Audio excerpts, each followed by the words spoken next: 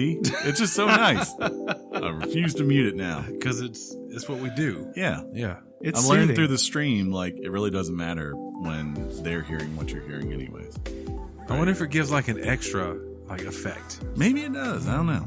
Well, I mean, this is going to be reduced down anyways, right? Let's not. You know. Don't say reduced to me ever again. Well, welcome everyone to Weekly Games Chat. I'm your host, Chris. Something's not right, and it's the order of the seating.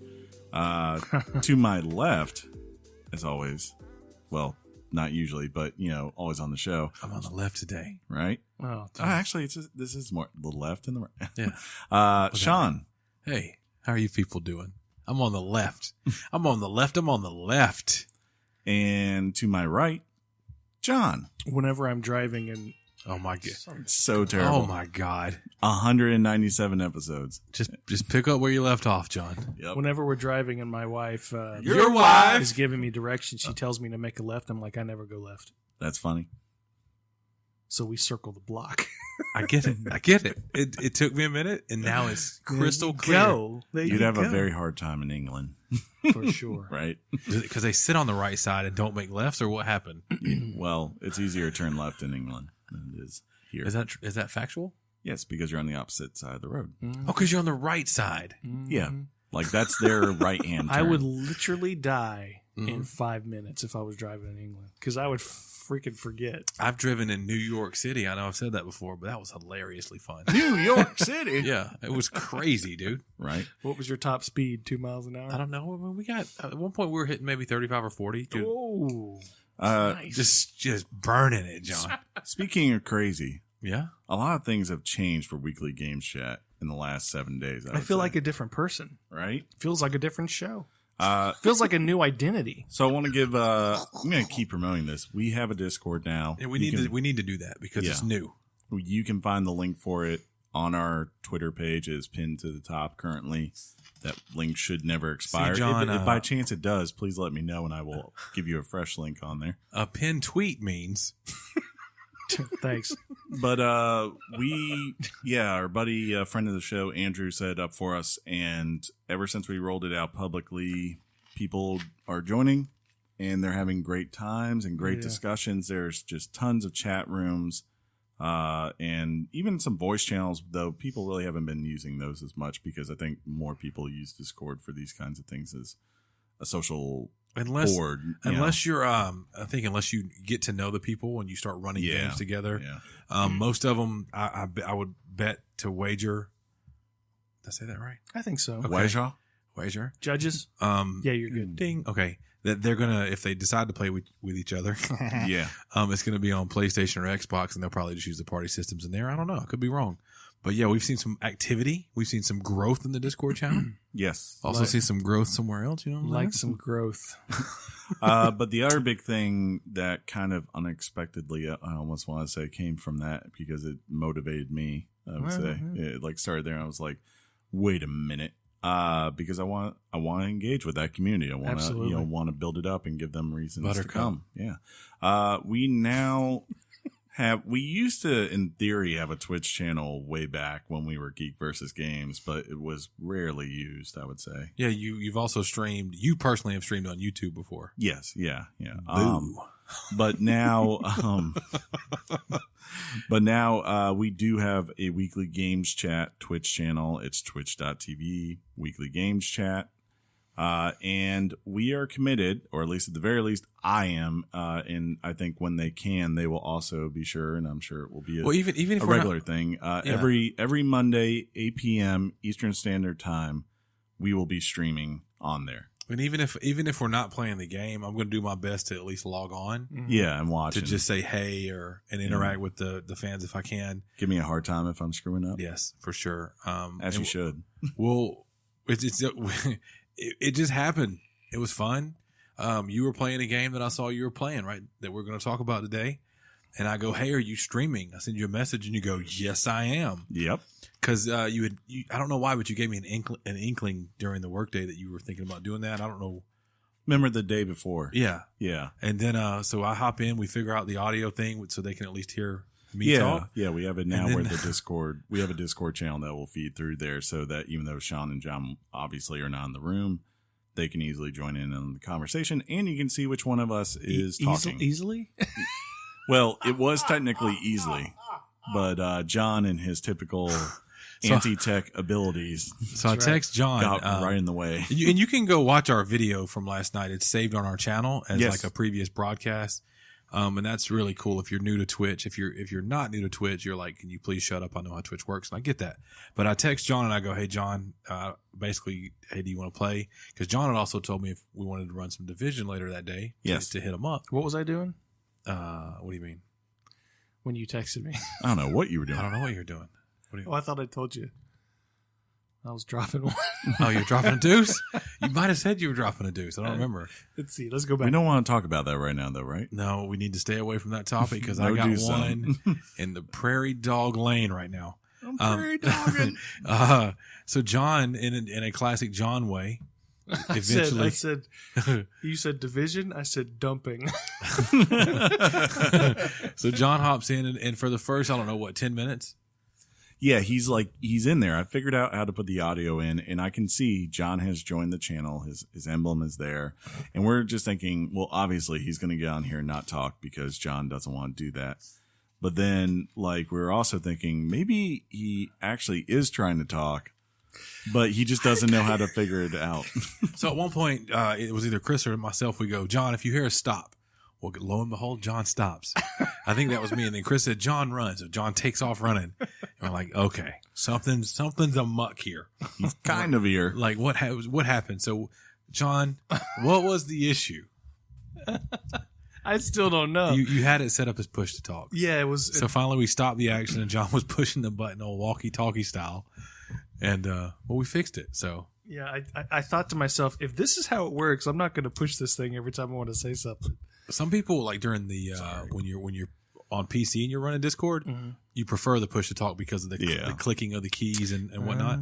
So that's why Discord has that option. But John, he got it figured out and it was fun. It's good when you're actually in a raid to have push to talk because you just don't want to be randomly talking when important people are shouting commands. See, John, you have leaders in raids. Yeah, raid.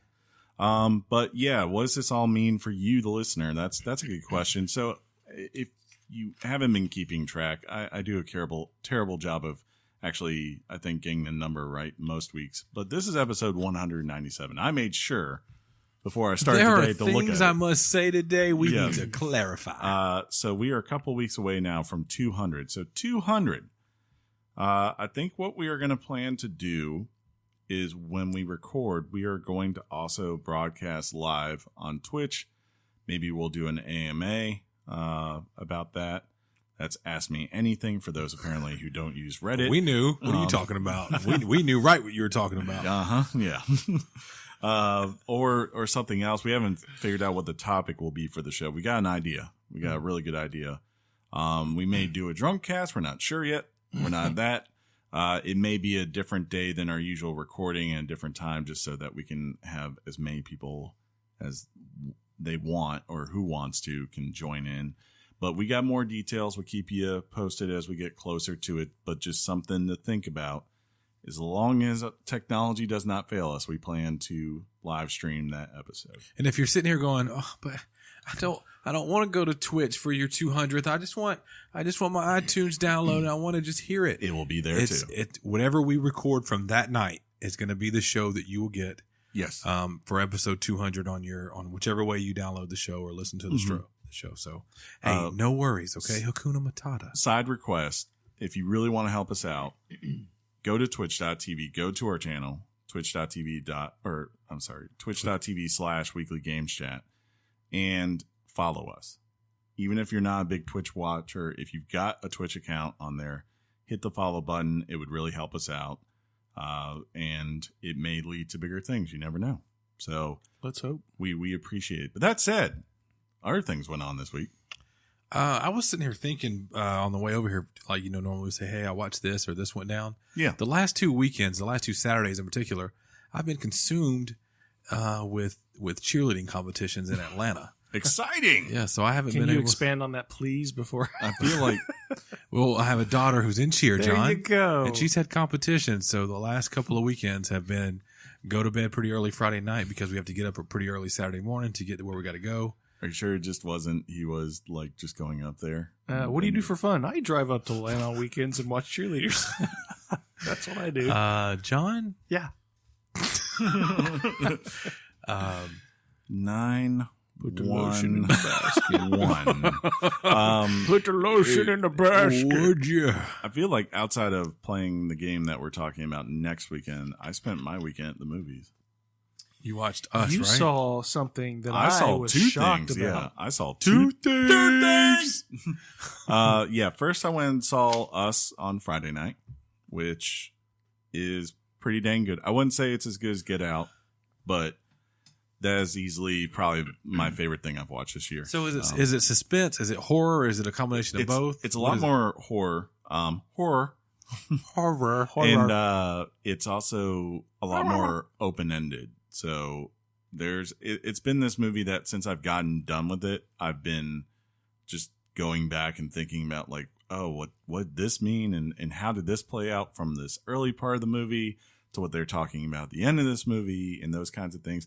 But symbolism. Yes. There's a lot of symbolism. There's a lot of interesting concepts in it. And like since then, I've just been talking. Anyone who's seen the film, I've been talking to them about it, and we're all kind of in agreement. It's like, yeah, this is just an interesting piece of film. But it's also really funny. I mean, it has some great moments. I did not realize that for those who watch Tim and Eric, that Tim Heidecker's in there. He's the husband to Elizabeth Moss's character. And I was like, oh, that's random because he's a big comedian. He's not really known for acting or anything, but he plays his part in here very well. Little head bob. He's kind of a little bit of a D-bag, but you know. Little head bob alert. Little head bob alert from Chris. Head bob alert. But the other thing I saw, which I wasn't expecting, but I couldn't pass it up because it was only $6 and someone offered to give me the ticket, was Shazam. I got to see it early. Shut your face. Yeah. How'd that fall in your lap? I'm a little jelly. Basically, I knew it was a possibility out there, and it just, someone said like, well, it's only $6 and I owe you $6, so you want me to get your ticket? This is perfect. Yeah. It's like perfect math right now. Someone owed you $6. And I bought Aaron his drink so he was like, I was like, what a random amount to owe somebody. Right. $6.31. And then to feel so I in passed debt. up to 31 cents. Okay. To feel so in debt that you're like, I got to get that man $6 back. Exactly. Well, the only way you could get tickets, right, was through Fandango. And me, for those who don't know, I'm an AMC A-list member. You're a Stubbs member? Yeah, it's great because I love it. I've paid what? So far, I've paid maybe $60 or $80, and I think I'm up to, as far as price of tickets that I've gotten out of it, like somewhere close to $300 already. So I'm winning. You know, sure, I probably buy a drink or a popcorn every now and then. Popcorn. But that's about it. Yeah. You know, I'm really, I really need to tighten up on that AMC Stubbs member stuff. It's worth it. I do. Especially if there's, if they continue to have movies that come out, I want to watch. That's the thing. That's how it works. Yeah, that's how it works. Because what if crappy movies come out, Chris? You're just wasting your money. Exactly. So how was it? I enjoyed it a lot. I think it's, don't you say it. I wouldn't say it's better than Wonder Woman or anything like that, but it's the DC movie I've most enjoyed on the level of Wonder Woman since the whole entire DC. You didn't like Aquaman? Things. I wasn't huge on Aquaman, no. Dude. I love Aquaman, sorry. And it's amazing. To its credit, it commits to the Shazam as far as, especially the version that's in the new 52, pretty wholeheartedly. Like if you're a fan of that, or just a fan of the history of the character too, you will not leave that theater disappointed. So is he wearing some sort of cosmetic bodysuit? I almost wonder if he is. It looks like, I don't remember Zachary Levi. That's his name. Like I don't remember him on Chuck ever being that ripped. Well, I know he bulked up. I mean, but that looked like he was wearing some sort of muscle suit. I'm guessing, which is I've been spending a lot of time on this show, but it works. It works because, of course, right? Like his outfit really, accentuates himself. Yeah, it builds out like his Richardness. Yeah, tell me about that. What? No, but don't. Yeah, I mean, the only thing that's maybe a little bit lacking, what you call it, Mark Strong's Dr. Sylvina, or whatever his name is. Who's Mark Strong? Mark Strong, who Resident Bad Guy. He's like been a bad guy and everything. Was he the host of Double Dare? I remember the terrible. Okay, What's Double Dare? He was the bad guy in. I used to live for Double Dare. Then Family Double Dare. I was like, my family could go. My favorite part was digging through the nose. Yes. Yeah. He was the bad guy in one of the Sherlock Holmes movies with Robert Downey. He's still going, dude. He was the bad guy. He was what you call it? Oh, from Green Lantern. Red faced dude. Who saw Green Lantern? I did. With Ryan Reynolds. He was the bad guy in there. I mean, like, he's just known for playing bad guys. That's what one of his things he does. He plays other things every now and then. What's the name again? Mark Strong. He's British. Bald. He also did Unwrapped on the Kind of Food looks Network. like a Bruce Willis type dude. Skinnier. Taller. What'd you say, Shaun? Said he's also the host of Unwrapped on the Food Network. Same guy. Same joke. That is a villainous role. Hey, you know who's the host of Unwrapped now? I think Carlton. That guy. Oh, yeah, I know that guy. Yeah. Oh, like, everyone that guy. recognizes him. Yeah. Looks like a combination of Bruce Willis and an ostrich. That's Yeah, clearly he was the bad guy that's in Mark Kick. Strong. We can't say that word. He wasn't a bad guy in this movie. Tinker Tailor, Soldier Spy. He Zero was Dark the bad 30, guy. The Or Imitation no, Game. that's right. He was Kingsman. Merlin in Kingsman. Yeah. Yes. That's probably the best one I should have gone with. He was in the sequel of Kingsman as well. He won't be in he's got himself a career. The Kingsmen they're two of my favorite movies. The Secret Service But, and the Golden Circle. He's not like the most built out bad guy ever or anything. Like, it's not like, to me, like the level of, say, like a Killmonger, but it is like He's your classic Bond villain. But like they give him solid motivation. Like you understand exactly what he's doing. It's not just like it's not like how, say, what was it? Justice League was, where it was just like guy shows up and he's trying to get glowy things and you don't really have context to anything he's saying. It's like, no. You really do understand where his motivation comes from. It's basic. It's introduced and it's like, okay, he's not the main focus of this movie, but he does exactly what you need him to do. But yeah, cool. I'm interested to see where that goes. I really hope that does well and there's more in storage. You're going to forget about it when Endgame comes out. Maybe. I don't know. It's possible. I took that day off. So. I did too. Yeah, because Days Gone comes out that day, and I was just like, That's not why I took that day off. I could take Took it off because my friend was like, "Hey, go watch Endgame with me," and I said, "Okay."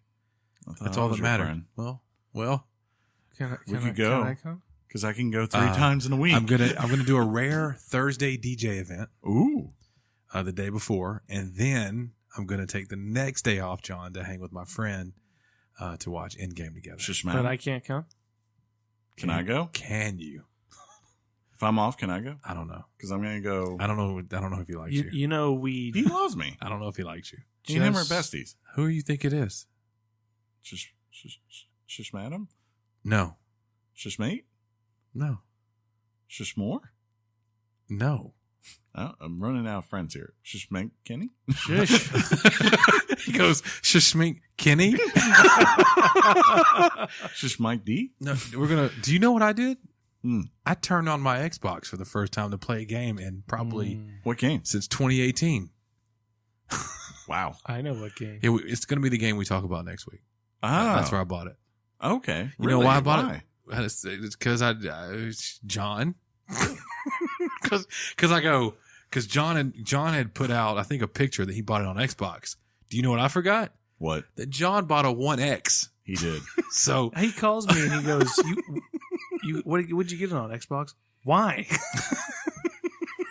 Because I was torn. Because of the power of 6 billion it's actually teraflops. funny. No, he says that, right? And I go, "Oh yeah." It's funny. It actually, as far as frame rate, runs better on PS4. It's fine. I don't know why. I've actually, it's weird. I felt like this was you know how sometimes we individually feel like a game is a certain console's game. Yeah. Yeah. I just felt like this was an Xbox game for me. I don't See, have I'm the opposite. Like From Software, normally From Software. Normally, like, for instance, like, yeah, I had no allegiance, even though I played all the other Devil May Cries on PlayStation. I had no problem buying that game on Xbox One X. But for some reason, just because I am so used to playing all these Soul games on that console, I was just like, I would rather have a PlayStation controller for this. Do you know, speaking of controllers, do you know what else I bought myself? Did you get you an Elite controller? No. But I did get me a new controller that's not wired finally for that system. Ooh. I had that bootleg wired off-brand controller that I was using. Mm-hmm. And you wonder why you hate the console. I had given my brother two wireless controllers that he destroys because he can't win at Fortnite like he's supposed to. But you can get 125 million. Yeah. I don't understand how that worked out. Dude, it ended up going over to at least 150 before I went to bed. Yeah. On Instagram. And what we're talking about last night, they could pick up from the stream. My brother comes running into my room and he goes, "Oh my God, I got this many views on my Instagram post." And at one point it was like, 16K?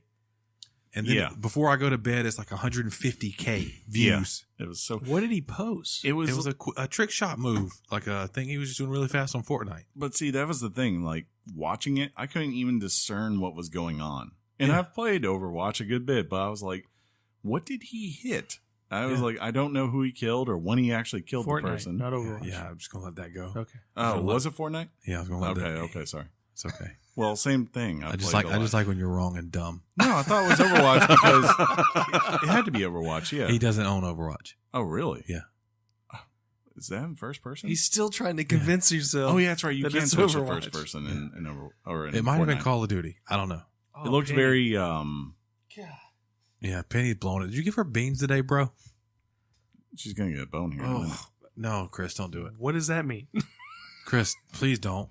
Like, I don't want to drink my drink because I think there's sharticles on it. That's funny. Hey, speaking of that, have you ever gone into like your work restroom, right? And somebody's dropping some doosages. You happen to have a piece of gum in your mouth, and do you spit that gum out when you leave? No. Do you just keep on chewing? I keep on chewing. 'Cause You just think You don't chew while you're in there. You try not to, but You you just- walk in unbeknownst to the deuce droppages until the. I would think the feet tell you. Well, when you You walk think in the and poop that, particles and seep that into your wave mouth. of stank comes at you when you're at the urinal, you go, "I got gum in my mouth. What should I do? John, I was in the bathroom, somebody was deucing, and now my gum tastes different. I got pink eye of the mouth." All right. But other than that, man, yeah. farted. What'd you do this week? Anything? I worked in the yards. I did that too, but that's Man. not good for podcasting. So It's I'll not bring it good. up. And I played a lot of a game and a little bit of another game. Same. And I think I reversed what you did. yeah, you probably did because I owned you guys last night, even though we were You working didn't together. own me? We were working together. This it wasn't is your like problem. an own. Everything's about you, John. Sure it is. I did start an interesting documentary that I noticed offhand on Netflix, The Disappearance of Madeleine McCann. We watched that 2 years ago. That's got to be new, right? Am I old? I have no idea. I have not watched it. I've seen it. I just wanted to mess with you. Yeah. So It's probably fine. I don't remember much about it when it happened about 10 years ago.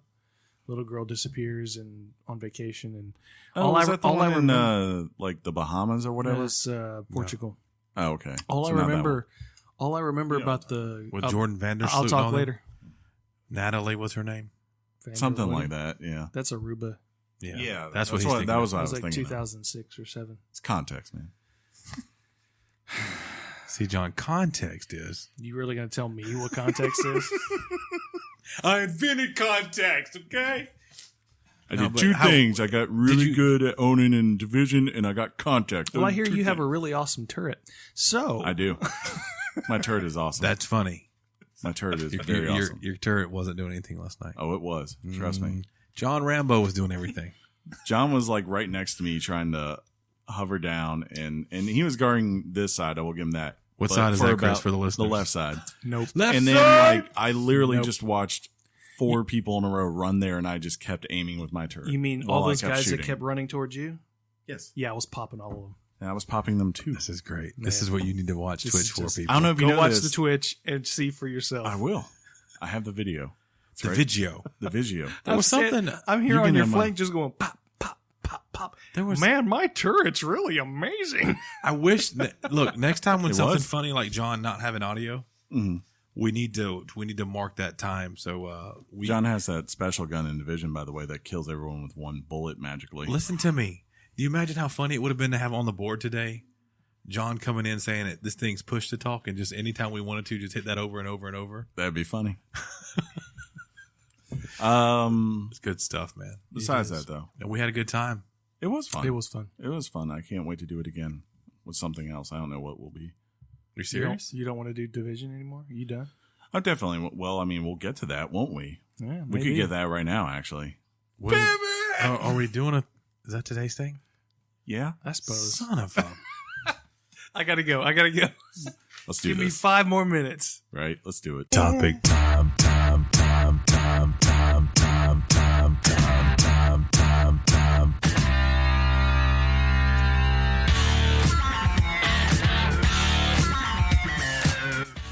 The topic is. You almost leaned in to give the news. I almost said news.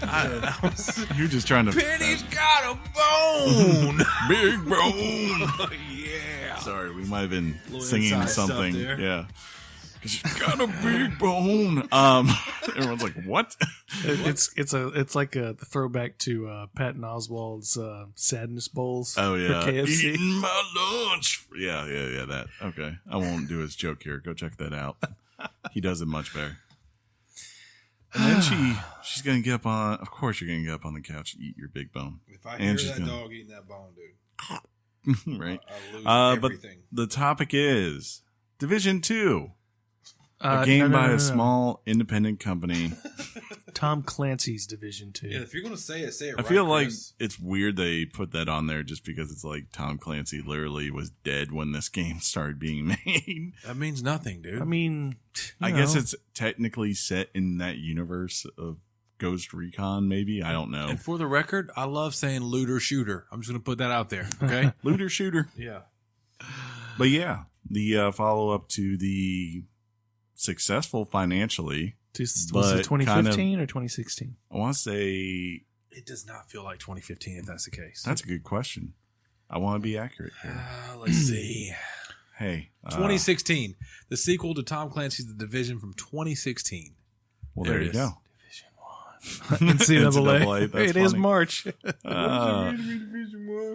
But yeah, it's unlike the first one, which took place in the cold, frigid winters of New York City. New York City. This one moves it, To the humid swamp. of Washington, D.C. And I can tell you, that part, accurate. Very accurate. That place, if you go there in July, sucks. Well, in the first one, the thing that happened already. Yeah, they don't really even give you, Yeah. in the intro, like, for those who didn't play, I don't think they even give you too much context to everything that went on. Like, I remember the lead up to the first game, there were all these promotional videos of, like, showing kind of like society falling apart and all that kind of stuff. It was some sort of virus, wasn't it? Yeah, basically terrorists put originally I think it was like on money. That they Yeah, put that's it. right. Yeah, Everybody got it. but the idea of this one, you're like, well, how's this relate? Like, why is it that this is in the summer? If it's in a different city, how's your character going to relate? And basically, the way it gets around that is the idea that you're a division agent who, at the beginning, is kind of off in the world doing covert op works with the other people when the whole entire events of the original division go down, and then you are coming back and you are coming to the nation's capital to save it, and it takes you basically till the spring or summer, I guess, to finally get there. Yeah. So this is not your character from Division 1. This is No. not the same people from Division 1. This is a completely new operation that's being set up in our nation's And capital. it's cool because I didn't feel like the connection between, and maybe my memory is just failing me here, but the bad guys from Division 1, Yeah. I didn't feel as if I understood right off the bat like I do with this one. Like Chris said, this one leads in.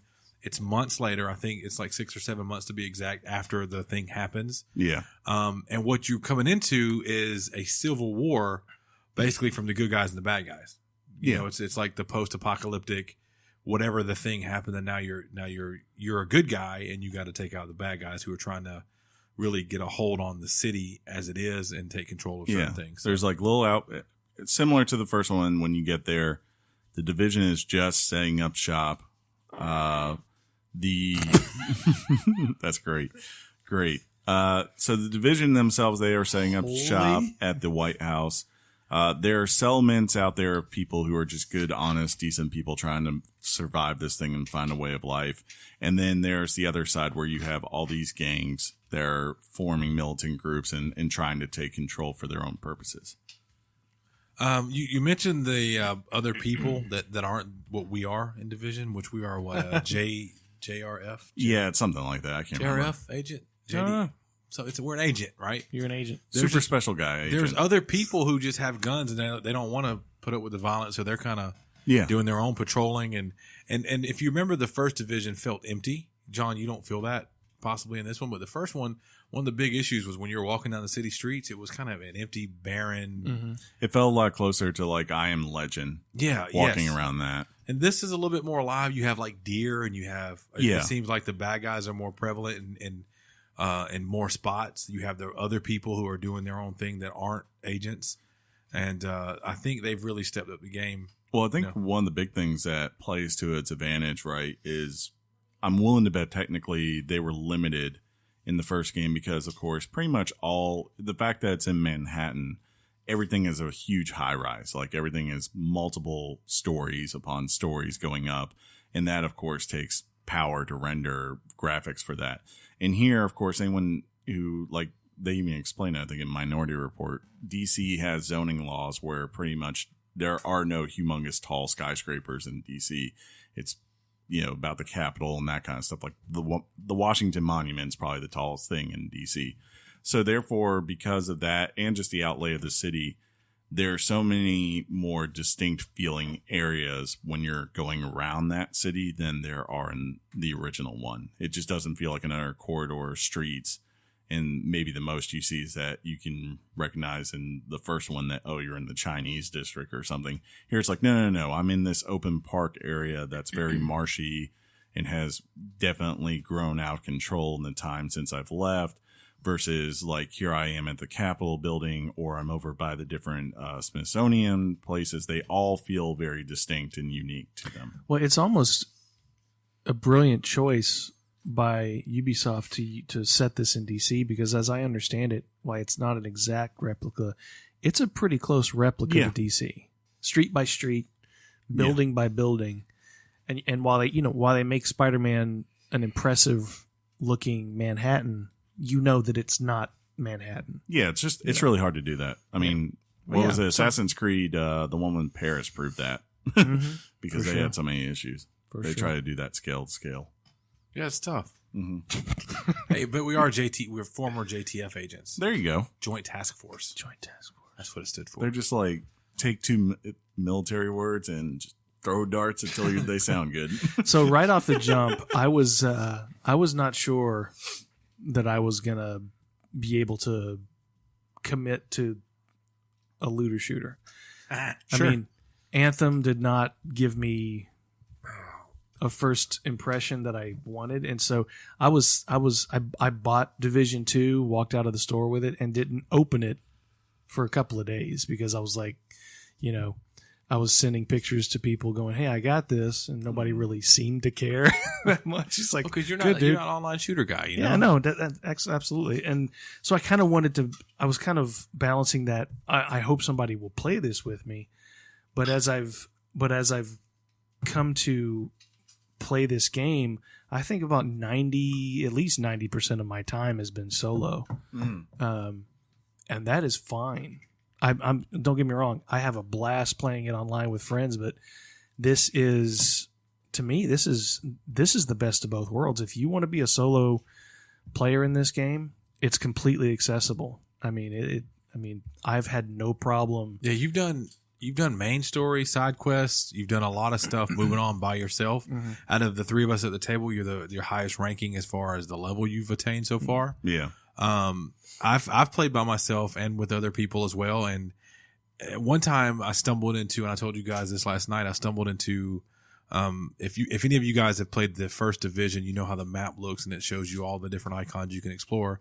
Well, in this map, there's little icons for this stuff they call shade tech. And we're probably going to touch on what shade is. Which is that's from the first one. Is too. It? Yeah. I don't remember much. Yeah, That's you crazy. go get the tech's always been like what you used to upgrade. So I stumbled into an actual side mission attempting to get shade tech.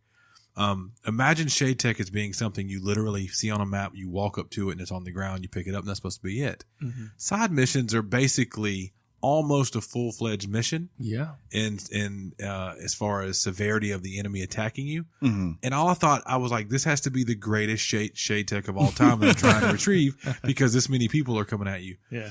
So I did have to ask for help because I was in a party and they heard the frustration. Yeah. But I've learned that this game really relies on, and I think the First Division did too, the cover system and the kind of pick your opportunities and really know the tech you have on you to survive situations. Yes. See, that was my one problem. Whereas John, I'm gonna guess your loadout for the skills when you started out was definitely driven for the idea of single player design to give you protection. I can't say I had that same loadout because when I started playing with like Jeff and a couple of others. So when I had to transition to playing by myself, I was screwed.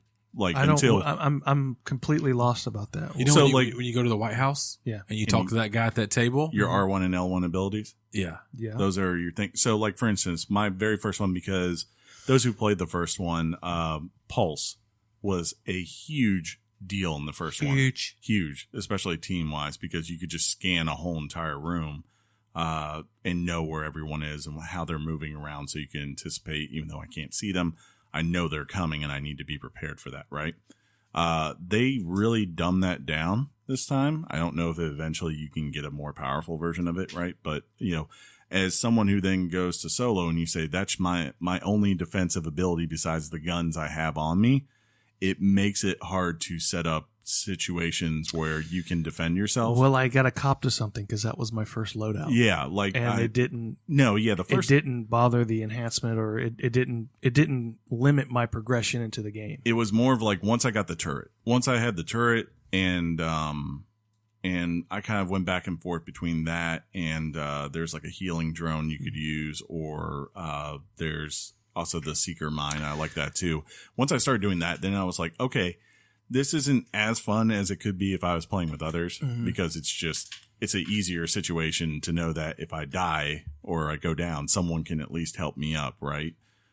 Versus knowing I got to restart this whole entire final fight again. But once I had that, it became much more manageable playing solo. Well, and, admittedly, and I'm telling on myself because I'm kind of new to these types of games, I didn't adopt a secondary like the left shoulder button. Yeah. I didn't even adopt one until a few days ago. Yeah. So, I mean, in my experience, the difficulty has not really been there for me to just go through on my own. And I don't know why, but could just be the guns. Maybe I'm kind of, you could be better than you realize you are at a shooter as well. Yeah. Always possible. Maybe a lot of the time you spent offline playing shooters. This game isn't really a PvP environment. No, it's not. It's a PvE, you know, of course, until you go to the Dark Zone, which is in this game again. Yeah. Yeah, now that will be the interesting. I have not done Dark Zone at all. I haven't either. I'm scared of that place. Yeah. I have too many bad memories of the first. They say Dark it's Zone. different. They promise it's different. We can't speak on that yet because we just all agreed that we had not been to the Dark Zone yet. Yeah. So, well, you guys talk about New York being this place that's completely dead. Nothing really unique. Like you turn around the corner and it looks like the street you were before. Yeah, I could say in this particular game, while the world itself, I mean, there's a lot of color in it. There's a lot of, like you said, a lot of wildlife. But the missions themselves, there's never been an environment in the missions. And this could be a credit to the city because you're going into the Smithsonian, you're going through all these museums. There's never been an environment where I'm on a mission where I go, that looks the same. Every level loadout has been unique and different, and you just catch yourself looking around, you know, looking at these giant old American flags, and then you're in this prehistoric museum, and it's like, wow, they really committed to making the environment not look so boring and washed out and repetitive. I will say, yeah, that's true for the main missions. And to be fair to Division 1, that was actually true too, because like the very first mission you go through is at freaking Madison Square Garden, and going through that is and you pretty walk cool. Through like you're on the high rise, and you can see the hoops down there and the setup for it. But like, dope. I will say, you know, kind of similar to the first one, if you're going to the more smaller side missions, that's where you kind of see just like here's generic area for it to go through real quick, like, oh look, it's a lab again, and or like something like that where you just descend down, or it's a parking garage, right?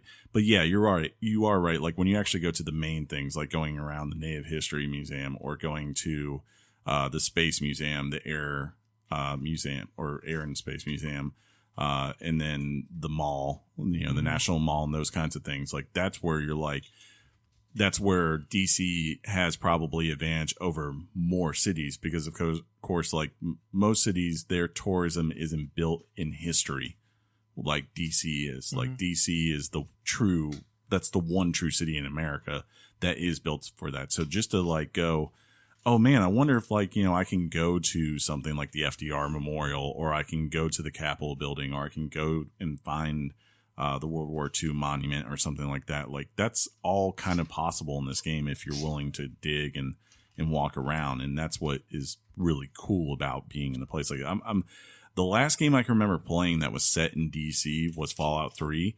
And I keep coming back. I'm like, I don't know why more games don't use this as a setting. If it's just like an issue or what, but it is a great setting for a game. Cool. Now that said, my one issue I've had in this game, and John, you experienced it with me firsthand, is scaling. Not so much like last night when we were pretty close, the three of us, so it didn't really matter. Like John was, I think you were like 17 or 18 when we joined you, and Shaun was like 11. You're talking about level scaling. Yeah, level scaling. Okay. Like he was 11 or 12. I was 13 at the time, so it jumped us up to John's level, but it was doable. John and I had an opposite experience though, where like at the time we were like maybe both level 8 or 9, and two of our friends came in. One was 24, Kevin, and Jeff, friend of the show, like 16 or 17. Yeah. And it jumped us up to a point where Jeff was having problems because it was almost at the barrier for himself where he was having problems. And me and you were in a position where even though our guns would do enormous amounts of damage and we could take people down, if we got hit once, it was pretty much you're instantly going to be down. And it was... I had that experience too when I joined friend of the show, Adam. Or he's not friend of the show, he's just Adam. Yeah. Right? I think maybe he listens. I don't know. No, he's never been on, so we can't say that. But those guys are in the 20s, Kevin. And you scale up to where they're at, and you go on these missions, and I'm constantly dropping. Like I'm hitting people, like you say, I'm getting kills. But as soon as they touch me with anything, I'm done. So let's take this as far as a design choice in another game that doesn't do this. So correct. They bring you up to the top level player? Yes. Like you'll notice it. If you look, it'll show your true level, and then there'll be a little arrow that goes over and say 18, 19. If you actually look at your party loadout at the bottom, if you had people who were your level and someone high joined, you'll see the adjusted level that they're saying you're playing. What do you think the right design now. choice is for that? So you can play with your friends, and you still can hang. So they're like, say you're playing like a... No, what I mean, why would the design choice be what it is in Division 2? I'm guessing the only reason is the idea that if, say you have 3 level 30s, they can't just pull a person who's level 5 into it and pull them through the late game missions easily, right? But I kind of, to me, what would make more sense, what I would do is I would scale the XP down to something comparable that the person would get, and I would give them the same amount of armor, right? Like, it doesn't matter. Shaun is level 5 and I'm level 30. Me and him can go do this mission together and we can have fun. Sure, he might not have all the tech abilities that I do, and he might not have all the little benefits like the modifications and all that I have to my weapons, but he can actually go through and feel like he's contributing and not just hitting 2 people and then going down, and then I get him when I can. You think there's a possibility, and this is not a defense because you guys would know better than me, you think there's a possibility that from a design choice, Ubisoft doesn't want the idea of leveling yourself up quick when you jump into a level 24 game? Yeah, of course. Sure. I mean, it kind of wants it allows it allows it, but it doesn't make it easy for you. Yeah. You have to sort of hang back, be the guy on the outskirts, pop one when you can.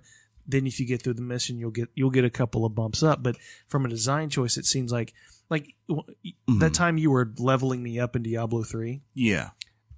I was staying out of the way. But once if I got hit, I was out. So you were. So it didn't scale me up in that game. No, but that's very different. It is a very different game, but the concept of leveling you up quicker exists in both games, does it not? Yeah, but that's more of a difficulty thing, right? So I was leveling you up quick because I was playing like on a difficulty you could not obtain, like that is select in the game. I could have easily ran you through at your difficulty. Okay, so that's the difference here. And I think like to me, if they want to do that, the better scenario for it, right, would be instead of doing it the way they're doing it, why not take someone who's a higher level, and if you're joining my game, level them down in terms of damage output and armor. So that way, there's not this advantage to the person who is like coming in and like, they can't just level up and go fast. Gotcha. But we could all play together and still have a lot of fun. Yeah. It's about community, man. There's still the challenge. And I don't know. Did you guys have... I mean, I was not significantly higher than you guys. Did you have any challenges? No, last night like was if easy. it's a couple, It if it's a couple levels different, it's not a problem. The reasons I went down last night were simply because I didn't take cover, and I tried to be John Rambo Jr. and I wasn't paying attention to what was. When I went down last night, I knew it was going to happen. Like it was like, oh dang, I didn't see that guy coming, and all of a sudden I'm just trying to get out of the way and get to some place I can heal, and I wasn't able to do it. Right. Gotcha. Yeah. It wasn't versus like that night me and you played the same mission Shaun and I did last night. When we did that with Jeff and Kevin. I mean, you remember how it was. We were fun. Me and you were fun. We were like out of the way, letting those two guys take the hits, and Kevin was carrying us as much as possible because he was the level 24 and they probably weren't having fun. No, none of us were. Yeah. Kevin, I think, like managed 4 attempts, and then he said, "I'm moving on with my life, guys. Y'all have fun." I don't remember there being as many loot options during the world, like the little backpacks and the gun case. Yeah, they had craces. a little bit in the first one, but they definitely This is expanded. everywhere. Once you are going through it, and you realize that if you walk up to a book bag, you can get loot. I don't remember the gunplay being worse in 1. I think it's still a solid aspect of this game. Yeah. The actual aiming and shooting, and it just feels good. The one with the little loots, the one thing I don't like is like so there are some that give you like incendiary like ammo and all that, and it doesn't like let you just go, I want to store this and then activate. It's just like your next 30 shots. I thought it was a mechanic I wasn't figuring out. Yeah, and then like all of a sudden I shoot someone, they burst into flames. I'm like, oh, but I was like, man, that would have been helpful to save for a boss fight, like when I need it. Like when you're playing Zelda and you just use all your bomb arrows, and you're like, I could have. Why didn't we just use my regular arrows for now, guys? Yeah, I'm constantly getting rewarded with loot. It's like you have this for a while. You have this. You become attached to a favorite weapon. I don't know if you guys have a favorite weapon, but I've got may pick up through the mics. Yeah, y'all keep talking. We'll keep talking. The crunchy crunch. Yeah, because I can hear it. I can hear it. But we're here. I don't know if it's going to pick up, but yeah, there's a particular weapon that I became attached to. But it's stuck at a level, so if you get a better gun, it's stuck at a level. But I have found that as I'm progressing up, I'm still finding that weapon at a higher level. So I mean, I like Which that. Which weapon is it? It's like it's a semi-automatic rifle. It's very high on accuracy, and it's a. Here is my rifle. Here is my gun. I think it's an SIR. Is that a thing? Yeah, I think the code said SIR and then a number, 3 digits. Sir, I haven't found I haven't found a shotgun yet I've liked in there. It's not felt very opportune. Oh, I've loved the shotguns. Well, I've heard that, but right now I have a sniper rifle, which is those are great. And then like I usually do an LMG, and either just a regular AK type gun, or else if I have it, a sniper rifle with a high powered scope and all that kind of stuff. Yeah, I use the single trigger, single shot semi-automatic rifles because you can control them a whole lot better. Exactly. Yeah, and they do damage when you connect. Yeah, you know? So it's kind of like the idea is if someone's far away, use that, and then if the seriousness is coming or the heavies have come out, then you switch to the LMG and you just light them up. Mm-hmm. Yeah, like in Destiny, one of the guns I really grew to love was the scout rifle. And it was that same mechanic. It's a single shot. You control how many times you squeeze the trigger is how fast it's going to shoot the gun. And they had great accuracy and they usually did great damage. Yeah. Oftentimes I find I don't even need the sniper rifle when I'm carrying this weapon. Yeah, you're doing it. Because I can hit them from 200 yards. I do remember being able to put scopes and like front grips and different things on your gun earlier on in Division 1. Maybe again, that's my memory failing me. I don't know. But in this game, I haven't put an attachment on a gun yet.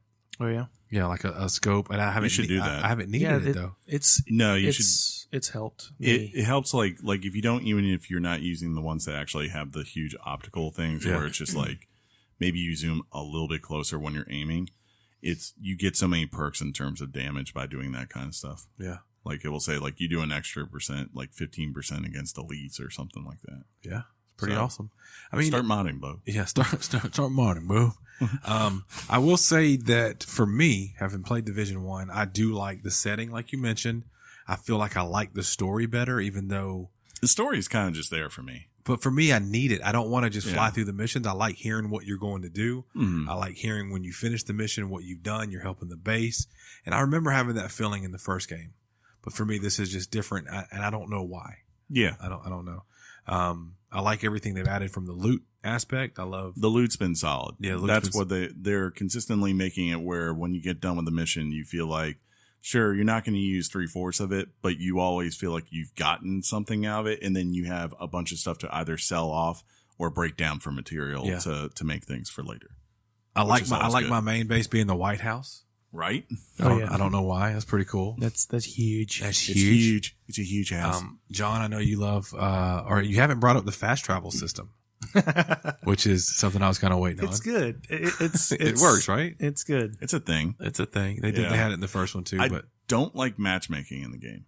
I don't know if you guys have I done haven't it. tried it. We've only joined each other. I don't talk to strangers. If there's one thing, like, okay, coming from Anthem to this, right?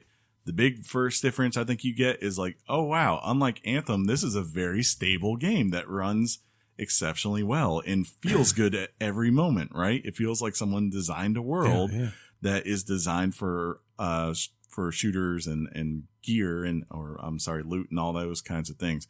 But the one thing I don't like versus Anthem, Anthem, when you would go and you queue up for a mission, if it's just me and Shaun playing or just us three playing, right? They always make sure there's a fourth person there. I don't have to do anything else. I just have to start the mission and I'm there, right? Versus here, if I want to do a specific mission and I want to do it with people, I have to run to that location in the world, and there's usually a spawn point for matchmaking right outside that mission. And then I have to select it, and depending on how it loads, either people will come into the game and then they can spawn to me, which is great, or else if I go to someone else's, I end up right back at a safe house, and then I've got to run right back to the mission again to restart it. No, I get that. Or I get teleported like 3/4 of the way through, and I'm just helping out where I can, so I kind of miss the whole entire point. And the only other option is to go to these kiosks, or I think you can even do it straight from like your own pause button and all that, and just select a random mission, which again, you just have no idea where you're being thrown into and what part of it you're going to get thrown into. I think they do so that. That should be better. I think they do that because the game is catered to like, as John alluded to earlier, to play by yourself. Any mission you run up to, you can play by yourself. I don't remember doing anything by myself mission wise in Anthem. It made me have to have 4 people when maybe I didn't want that to happen. Even here, they want you to play with RP. I mean, it's been suggested you play with people. I understand, but like I said, Anthem didn't even really give me the choice. I had to play with random. You can set it to private. Yeah, you could. Anthem? Well, I traded it in too fast because it sucked. It's way off at the bottom of the menu screens, and it's not. It doesn't make itself obvious to you, but yeah, they're not wanting you to do that in that game. One of the things I hate. I like Anthem. I've said that, but one of the things that's, and I wondered if we look back, like Division 2 finally gets the looter shooter right, and maybe we're just giving it all its praise because it's finally giving everybody exactly what a looter shooter said. But then going forward, games will just get better and better and better, and then we look back on Division 2 going, it's really not that good. The only reason we loved it so much is because it kind of promised everything and it delivered on everything on day one. It's hard to know without of course, getting to the Dark Zone and seeing how that's going to play out, right? That's But big, yeah. I will say the advantage they have, of course, like Anthem, it's their first time out, and Division had its struggles at launch. I remember that, especially with the end game. That was where we all fell off pretty quickly once we got to it. And you think of something like Destiny. Destiny had its struggles at launch and then figured it out about a year later when it did the Taken King and all that kind of stuff, right? And you guys played that for a very long time. Yeah. And the difference here between Division 1 and Division 2 versus Destiny 1 and Destiny 2 is I'm not carrying over something that I invested hundreds of hours in personally to Division 2. It's a completely new agent, completely new character. It's completely understandable why they are not built up the way my character was in Division 1 and all that kind of stuff. You know, there are certain rewards I think you got from Ubisoft as far as if you did certain things in Division, the original. Yeah, I got some stuff waiting on me. Yeah. In the Ubisoft store. But that's about it. Like, besides that, it's, hey, you know, start from the bottom, build your way up, and then go to the end game. bottom, now we're here. And that's a lot easier to digest when it's a new character versus, you know, these Destiny people who you've been building this character for that long, and now you're just ripping them down to a place where it just doesn't feel effective. So that was their problem, was finding that balance. One of the things compared to this one that I think is so much better, and it could just be the design and it is what it is, but in Anthem, every location is cut off from the rest of it. Yeah. Like in Division, you can go from a city street to a parking garage into a museum all seamlessly with no cutscenes. You have to jump into your mech suit and then a cut. Then you end up in the world, and then you're done with the mission. Then a cut.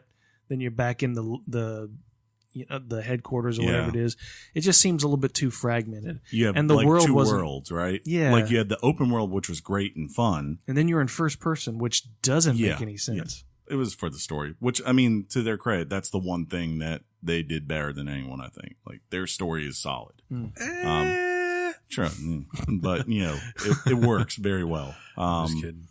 But yeah, I mean, for the most part, I'm enjoying my time, I would say. Definitely the boss we fought last night is definitely, as you said, it's probably the most memorable moment I've had in the game so far. Cool. On an otherwise uninteresting, quote unquote, bosses. Yeah. Like most of them, it's the same thing. You go down and then like, oh, look, here comes some purples and some. There was a boss early on that you helped me with, where she the execution one? Yeah, where she executed somebody and you had to chase her out into the courtyard area. She was a monster. Yeah. That one was pretty memorable too. So I've had a couple of memorable. I'm just talking about the entrance and the showiness of it, you know. Yeah, that was total awesomeness. Just sort of it's just like basically the big thing usually, I would say with most of them, is what unique tool will they have that I have to overcome. That's usually the way it is with their boss fights. I would say that maybe you should pay attention to the story mode, though. I don't want you glossing over a little bit. There's been some pretty cool stuff being said and done. There's no memorable cutscenes, really. They're nice and short cutscenes, which I like. But I'm digging the story. I don't know why. Maybe it's just a... It's very Tom Clancy. Like, it reminds me a lot of when I played Ghostlands. Or Wildlands. Ghost Recon Wildlands. Which you liked okay. Yeah, I mean, that was fun too. I think you would actually, anyone who enjoys this would enjoy that too, because they're built on the same kind of ideas. We need to go buy a new game there, John. My boy. It's always on sale. Yeah. What does that mean? And I hear there's a lot of people play it. I actually hear they introduced some Predator missions into it, like the movie. The movie Predator, like he comes in and hunts you. That's pretty awesome. That's pretty awesome. But yeah, for the most part, enjoying it. I wouldn't say it's something I completely love. It's really funny. Old Goaty over there. Wait till you hear this one. But, you know, yeah, no. Apparently Resident Evil 2 is probably about to be dethroned. And that's okay. Yeah. Listen to your heart. Then, exactly. Copyright. No. I'll cut your mic. But if I think if you're looking for a loot shooter, and definitely, you know, I think as we proved last night, like I enjoyed going around and exploring. Maybe not every time I was in the street and I would go around a corner and be like, oh wait, there's 4 guys right there. Let me backtrack real quick. But as far as like when we got together and we went through that mission, that was probably one of the funnest times I've had in this game, if not the funnest. So, if you got a group of friends, it's definitely going to be a blast to play. Yeah. Is it Richard time? Are we going to do this? Is there anything you want to say about it? Yeah. No, I think I like when us three play games together, and we do try to do that more often than not, even though we don't more often than not. On twitch.tv/weekly game chat every Monday at 8 p.m. Eastern But we hit on all the things. It's got a story that's tied to the first one, but you're reset as a character. The gameplay, as far as the guns and the loot, amazing. The story for some of us is meh. For some of us, we enjoy the story. The location is great. And we want to see in-game stuff, which we hope is promising because that's where the last game fell off. And I think those are key points that you want to talk about when you're going over Division 2. Yeah. So that is true. I was hoping we could reach it, but apparently it's a lot longer of a grind I've gotten. Just like because of our friends who have played it more. I think one or two of them I know has hit level 30. Well, when you hit level 30, you start getting a gear level. I've noticed that. Yeah. That's kind of your end game level. That's a thing that happens in these kind of games. I'm going to skip the news. And I am going to say that when we give Richards, I'm going to make an amendment of a previous Richard. Ooh, what are you going to amend? I got to amend. Well, do your amendment. I got to amend Anthem. Okay. What did you say originally? I think I said 8.5 for Anthem or like something crazy like that. Yeah. It's like 7.25 for Anthem. Yeah, I mean, amended. It coming into something like this, even like talking to a friend of the show, Jeff, who really, him and Kevin went hard into that game, and coming into this and seeing something like this is where you start to go like, look, even though I love the concept of Anthem and the core base of like actually doing the missions, you really see the issues of the world design and the systems that are set up and really the stability of it. Yeah. Right. Like when you play something like this, because no matter what, even if like the military, like covert ops thing isn't so much your forte as the sci-fi things of Anthem are, there's no denying that this is very well structured and very well put together. Indeed. With that said, are you ready for your Richard? You got another thing? By the way. You got a what? Not to anything in this channel. You got an amendment? I forgot to mention, I finished Devil May Cry shortly after last week's episode.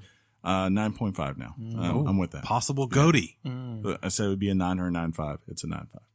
So, What's everyone's Richard for this one, though? John, you want to go? I think you need to lead off. Yeah. This is fun. John's first shooter ever. There should be the highest level of optimism first. No pressure, John. This is a 9.5 for me. Okay. I'm so obsessed with this game at the moment. I kind of just want to. I'm okay with trading this game in because I know I'll immediately just buy it digitally because I think I need to have this one digitally. It's just, to me, this is the second game of the year that's deserving of my top 5. I'm not saying it'll end up there, but when it's all said and done, it's a 9.5. And I say that with a caveat of having virtually zero experience with the concept of what these types of games are. There's content I haven't seen. There's Dark Zone. There's in-game content. So all of this is amendable at some point, but at the moment, I'm having the best time, and I'm having the best time solo as well. I mean, it's a phenomenal game for me. I'll bump it down, not a 9.5, but I think I'm going to tentatively give it a 9. Ooh. With the hopes that the end game delivers to keep it a solid 9. Right now, it's a loose 9. I've just put the first screw in to that 9 bracket, if you will. But I need to see what the rest of it brings. And I'm cautiously optimistic about this game that they fix the things that brought Division 1 down. Yeah. And if they do, this is going to be a shooter that I'll play for a long time, for sure. Okay. I'm preliminary. I cannot say that preliminary. Word. Thank you. Yeah. Assist.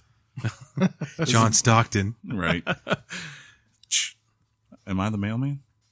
Yeah. You want to be Carl Duh. Oh, man.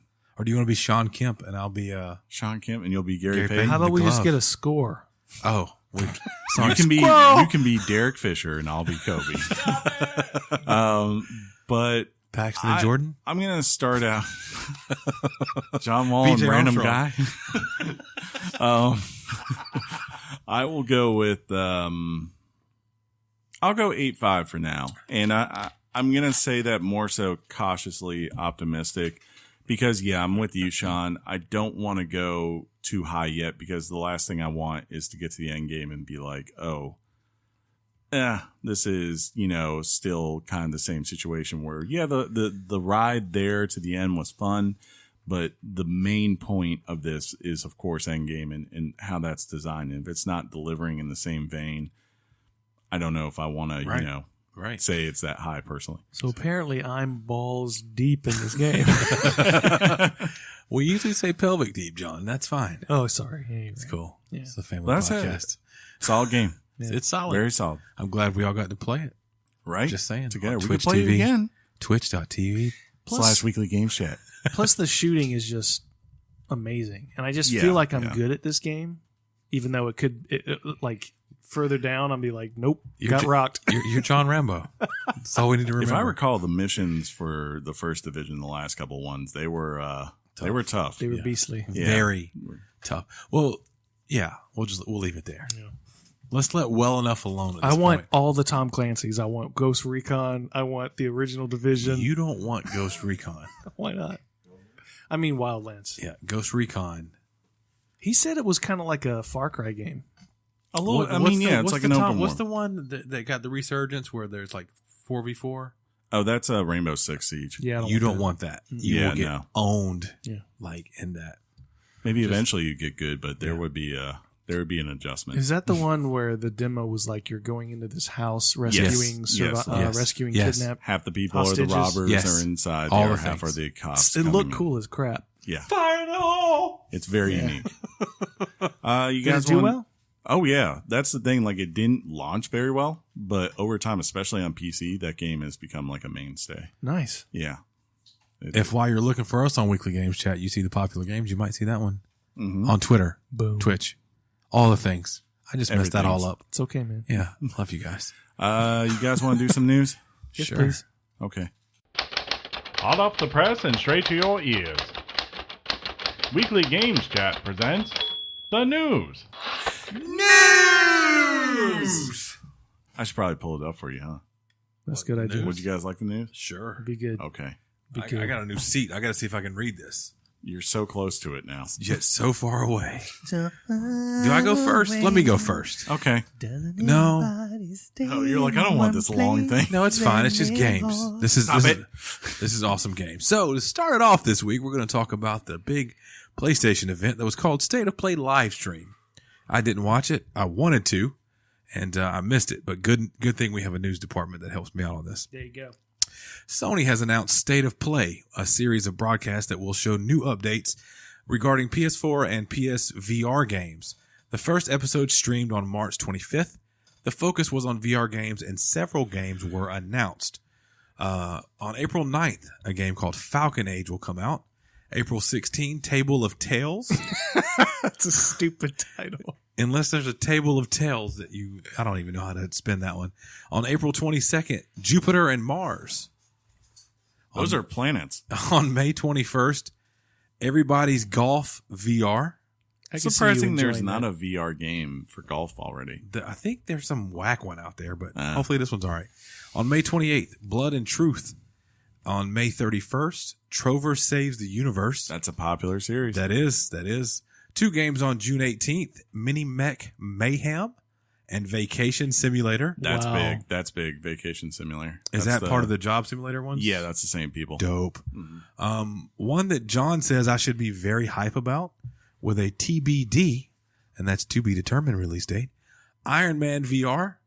I thought it would have been No Man's Sky. And then another one, TBD, No Man's Sky, which has the potential to get me back in that game if I'm being honest. Yeah, I'm interested to see how like Iron Man, at least on the surface, seems like a really cool concept from the trailer. Yeah, it does. Because it makes sense, right? It's the one hero you could do this where like, you have that UI right in front of you. So basically Batman. More so because he's walking around the Batcave. Yeah. I mean, you had that and that was fine, but like more so if you think of Iron Man, you think of those shots in the Marvel movies, like where you see his face and you can see all the UI stuff. It's like, now that's you. And it's just cool. I'm Tony Stark, John. And it kind of looks like never be Tony Stark. It looks like almost like it's designed like an arcade type game, where, you're just consistently moving forward, but you have the ability to choose to go left or right and then use your hands as you want to shoot whatever's in front of you. No Man's Sky. That's interesting. Yeah, it is. Again, another one that makes sense. Right? Yeah. I need to go watch this because I don't know what any of these are. Don't tell them that. I told them that in the beginning. I said I didn't get to watch it. I don't know what the games are. Take it back. I want to know what they're about. So that's cool. I like that Sony is not giving up on the PSVR, and that could be because, as I believe you said last week, that they got that patent. They got the patent in for the wireless VR device. It's coming. I'll tell you what, if they come out with Division 2 VR, I'm in. Division 2. Did you imagine taking cover behind your couch? That'd be funny. With your little aim gun? What do you mean little? But see, if you did that though, all that's just going to prove to all of us is that we're old and out of shape, right? Yeah, for sure. Kind of like when you played Beat Saber and you're like, this is a lot.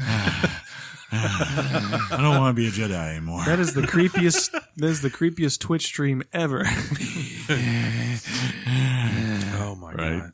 So this is weird. No more download codes for Sony.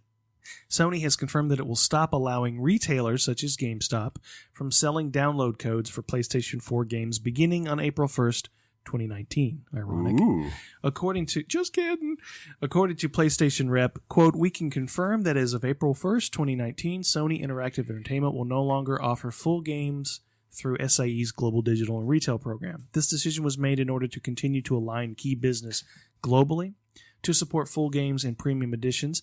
SIE, Sony Interactive Entertainment, will introduce increased denominations at select retailers, DLC add-ons, virtual currency, and season passes will still be available," end quote. Now, there was a expansion in the article that I read about this, but I couldn't quite interpret exactly what they were saying. It seemed to suggest that GameStop got wind of this. Yeah. I was trying to tell their clerks to convince them to trade in their codes for physical codes. Correct. So they could get more money on the trade-ins.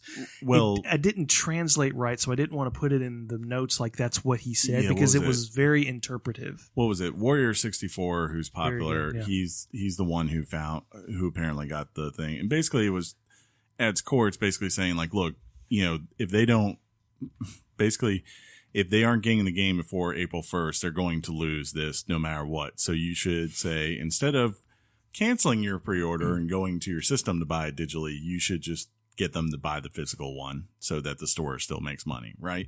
Because obviously this is why it's being done. Sony's probably I'm sure looked at the data by now and said, and I would be surprised if it's otherwise, that the overwhelming majority of these are coming directly from PlayStation Store buys on the console, because I know that's how I get my games digitally. I'm not going to drive to a store to buy something digitally. It just doesn't make sense. If I have a gift card, sometimes I'll get a code. Yeah, but at GameStop. The other side of it then is you go for the small percentage, right? But you're right, it doesn't happen very much. The small percentage that is buying them there, it's like, well, that means now Sony has to pay GameStop some sort of, as far as revenue coming out of the sale. And if you're Sony, why would you do that if you don't need to? Right. And they don't need to. When you have 80, 90 million consoles, you just don't need to do that anymore. As they said, you let them instead say, we'll go buy the virtual currency. And then, which I don't think GameStop really even makes that much or any money off of it. I could be wrong. I'm wondering if stores like Walmart and Target are still going to have them. Yeah, no, they're saying it's going everywhere. It's going retail. Yeah, it's like a whole. I can understand that some people who don't want to have their card on file on their system, they feel more safe now, even though it's a false safety of going to a store like a Walmart or Target and spending money on that, that thing hanging up, scratching that little stuff off, and then to keep keying in the code and not, again, having their card on file on their system. But really, unless you have cash, no matter where you swipe your card, you're at risk for something to happen. And even now, like the way with both Xbox and Sony, and I'm not sure if Nintendo has it yet, the fact that you can use PayPal, which is amazing. Yeah, like they have such great security. Nintendo has PayPal too now. Yeah, okay, they do. Yeah, I figured they would if they didn't. Which the is shizzle amazing. dizzle. Speaking of Nintendo, I need a moment. New Nintendo Switch 2 Pro X. Let that sink in for a minute. According to rumor, Nintendo is planning to release 2 new versions of the Switch console. Even better, it could be this summer. I know what you did last summer. According to the Wall Street Journal, Nintendo has a enhanced version of the Switch in development, bolstered with features, quote, targeted at avid gamers. This will be released alongside a cheaper version for more casual audiences. The purpose would be to use this as a, quote, successor to the 3DS. What was it? No, you're supposed to say it makes sense. Yeah, that's your thing. No. They had previously, Wall Street Journal had previously reported that the enhanced version wasn't developed. The big one was the second one.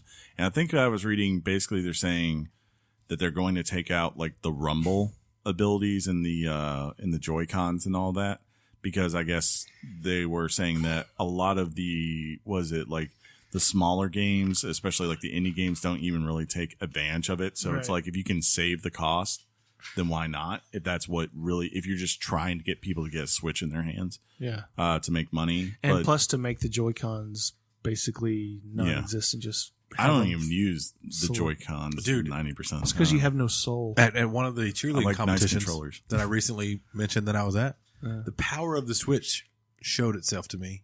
I pulled my Switch out. It was in between the. You can't do that in public, man. I know. I told you. And literally, people are gravitating towards me, looking over my shoulder, watching me do what I'm playing, because you're holding a Switch. It's fantastic. The best tech theory is that the enhanced version would be on par with a regular PS4 and Xbox One. Plus, let's hope that regular. So like an S or just PS4. Yeah, it would be just on par with the base model. So, and then hopefully they have enough sense to add Bluetooth technology to the console. Yeah, and put a ability, just in some way to easily voice chat through there. Yeah, that'd be the big thing. I mean, that would depend on, they would have to completely redesign, not completely, but they'd have to add it's just one module. Bluetooth. Yeah. Or a port for a dongle. I think for the controller, the Pro controller. The interesting thing with the enhanced one, I think, will be the price point. Like, because I'd pay $1,000 for that thing, because it's still $300 right now, right, for the base one, unless you find it on sale somewhere. Sure. Yeah.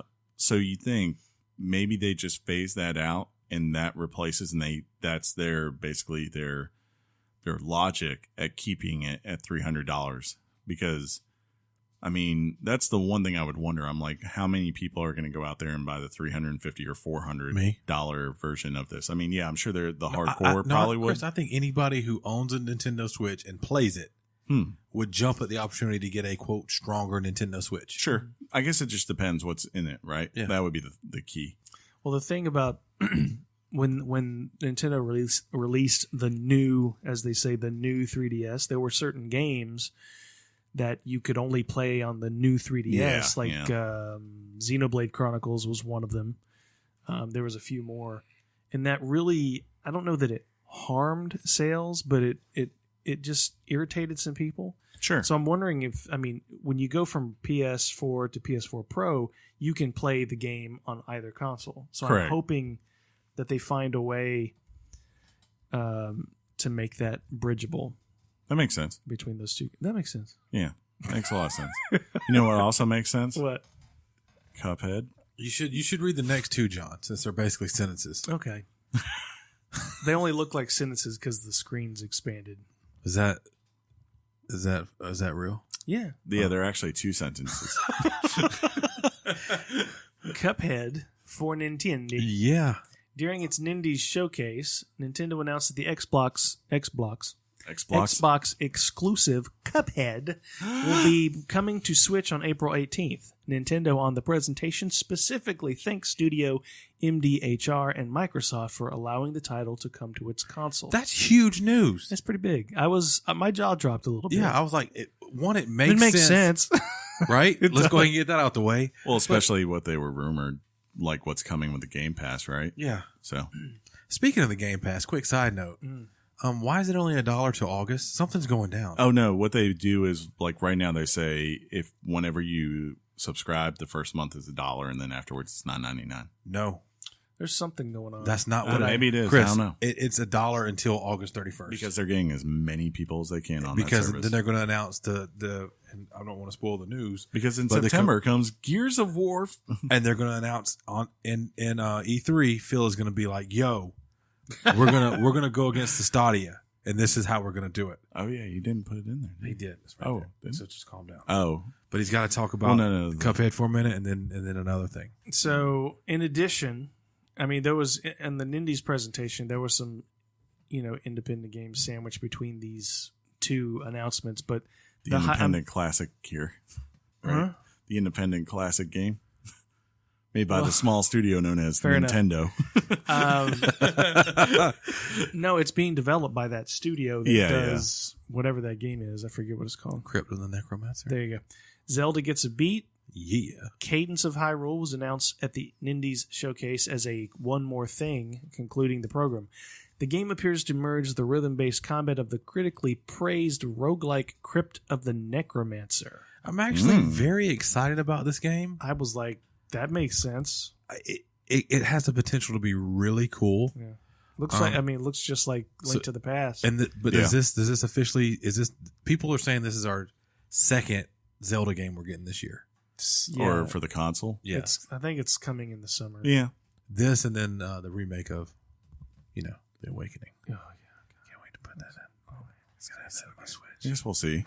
I'm going to get that in my Switch. But, I mean, as far as going back to Cuphead, I really think Microsoft is about to just try to wrap its arms around Nintendo and say, like, look, we're not trying to beat you. We're trying to beat Sony. And I think you want to beat Sony. And we don't have a lot of things that really cross, right? Like, most of our things are very different, distinct things. And where we're moving to as far as the rumors, it makes sense that it's like we can partner with you and we could all make a lot of money in this. So this could be a huge thing if it keeps continuing. What kind huge, of thing? huge. Thank you very much. Speaking of huge, you better have a lot of bandwidth. Kind of. I'm going to talk about it. Ready? All right. Really? Internet requirements for Stadia.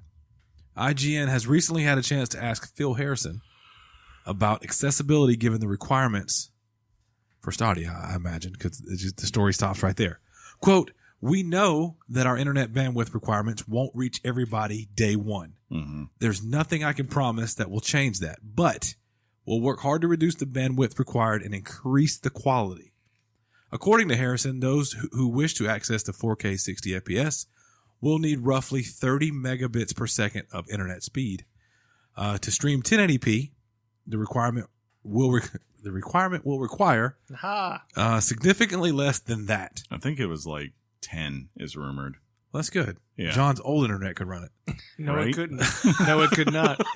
Not even close, my brother. Coming in at a smooth 480p here. That's hilarious.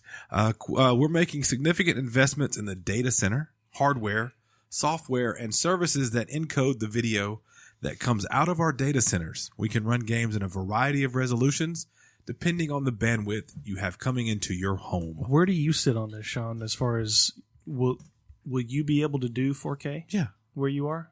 Yeah, boy. I know I would. Yeah, boy. Yeah, boy. I'm at 50, boy. I guess I didn't know that. the hardest I'm at 50, boy. I thought you were struggling a little. hardest would be You have complained about your internet before. The internet staying connected, yes. Oh, sure. When it's running, it's top notch. Okay. yeah. Yeah. The hard part will be, I think, Talk about internet. there's again. going to be a lot of people probably that need to go out and invest in better Wi-Fi routers because they're just, for things like this, it just helps to have something that's more top of the line and recent than something maybe that's been sitting in your house for the last 8 years because it works and it, gives you internet, right? Like there are certain advantages to modern technology and that's one of them. But he's right in the sense that I think, yeah, it's a long-term investment. They understand day one, not everyone's going to get this and not everyone's going to be able to run it at 4K. But if you say in 3 years, given leaps in technology, everyone, majority can, then that sucks for people in Montana, but that's not where the majority of people live, right? Well, so we reported this last week, and it was coming in hot. It was the day it dropped. we were adding this to the news as it happened. And after the fact, people have been talking about it on YouTube videos, things like that. And some people have actually tested this technology on the show floor with Doom. And a majority of them, if not all, have said that Doom was particularly struggling with this technology. I'm sure, the harder ones. But but the Doom is the one they put out front and said this is 4K, this is 60 frames per second, and there has been more skepticism as this thing has started to settle in people's stomachs. Yeah, that's a company that's never done video gaming, right? Yeah, I mean that's for sure. And like Jade Raymond was brought out there and said, "Hey, I'm the head of a studio," but they had nothing to say about it. They had nothing to show, or here's what we're working on. Here's a logo, nothing like that. And I think the company that's in the best position to respond to this is Microsoft. That's the rumor. It's coming. And, as far as having the resources, I really feel that. And I think Microsoft is going to come along and beat them at their own game. Well, what was it? There was an internal email that leaked from Phil this week, and basically it said they were not surprised, and secondly, it said we are going big at E3, and that I didn't know. I retweeted that and said I called it because on last week's show I said how cool would it be if Phil and them were like, Google wants to do this. Come on, guys, we're Microsoft. I think if you're Google, you would have liked to have maybe waited until, like, as you're saying, at least you come with Jade Raymond and be like, we're not in the point of just forming a studio right now. We actually have something where, sure, it might still be 2 years away. Here it is. But if you're Google, you also can look and read at what Microsoft is doing. And yeah, as you said, like, you understand that's probably coming out the gate going to be your number one competitor unless PlayStation somewhere comes out and says, by the way, we're here too now. We have our own thing. I mean, I guess they're technically there with PlayStation Now, in a sense. Yeah, I mean, I understand that it's not what this is, but it's still a streaming service, and they are the ones that they had the gumption to put it out there. Hasn't I don't really know the numbers on it. Hasn't necessarily blown up big, but it's there, and it was a baseline, and I guarantee you they've been building on it. Ever since then to relaunch it. They went from what? From doing just PS3, where I think now they're doing certain PS4 games now. And you can, and they even have the option to download those PS4 titles. You just can't download the PS3s. Well, that'll be the different here, right? Right. No download whatsoever. Yeah. But I think everybody, I mean, Amazon is responding since we've heard Amazon's doing this. Walmart is doing this. I'm very curious to see what Walmart comes up with. It's like, watch them be the one that wins. And they're going to have a first party studio. Anyway, that's it. It's your turn. Oh, is it?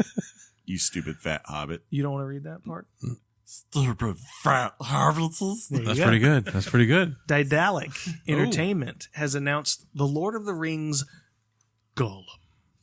The game will be narrative-focused adventure game that will center on Gollum from the time he acquires the ring to the Lord of the Rings storyline.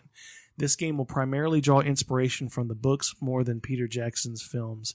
According to Daedalic's CEO, Karsten Fichtelman, while I think that's pretty good.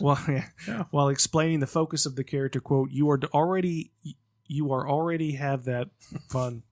Love it. It's English. Cool. Say it just like it is. You already have that big conflict in his character. Two voices talking to you continuously, which means that there is a good reason there are decisions to make in the game. The Smeagol decisions or the Gollum decisions. That'll be interesting. Could be. Right. But I don't know. Do I want to play a game where I'm just constantly talking to myself in a dark cave, eating raw fish? I know you guys like the... There's definitely going to be a fishing game in this. The Shadow... Right. What's the Lord of the Rings game y'all just played recently? Shadow of War. Yeah. Those games are cool. And before that, for me, some of the funnest games I ever played were the Lord of the Rings games that came out on it was at the end of the PS2 or the PS3 or in the beginning. It was around when the movies were coming out. Those games were amazing. Yeah. They were really good. Mm-hmm. I'm not interested at all to play this game. I don't care about Gollum. Well, this is based on... this is more based on Tolkien's work. I know. Yeah, they don't because they're not part of Warner Bros. Let's be honest. Peter Jackson made Tolkien interesting. Yeah. So no. Somewhere Josh letter from Josh. Like Josh is getting in his car. Like, what? He'll be here in 10 minutes. Well, that's from cool. 45 minutes away.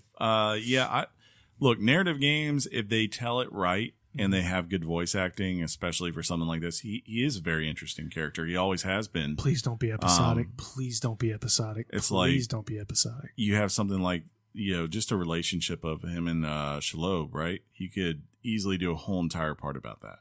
For sure. And it would work, I think. I don't know, dude. I'm out. Yeah. Well, you're never. Yeah, there's so many things that he does in the background that you don't know. You know he did it. You don't see it play out. I've done what is it you called the spider?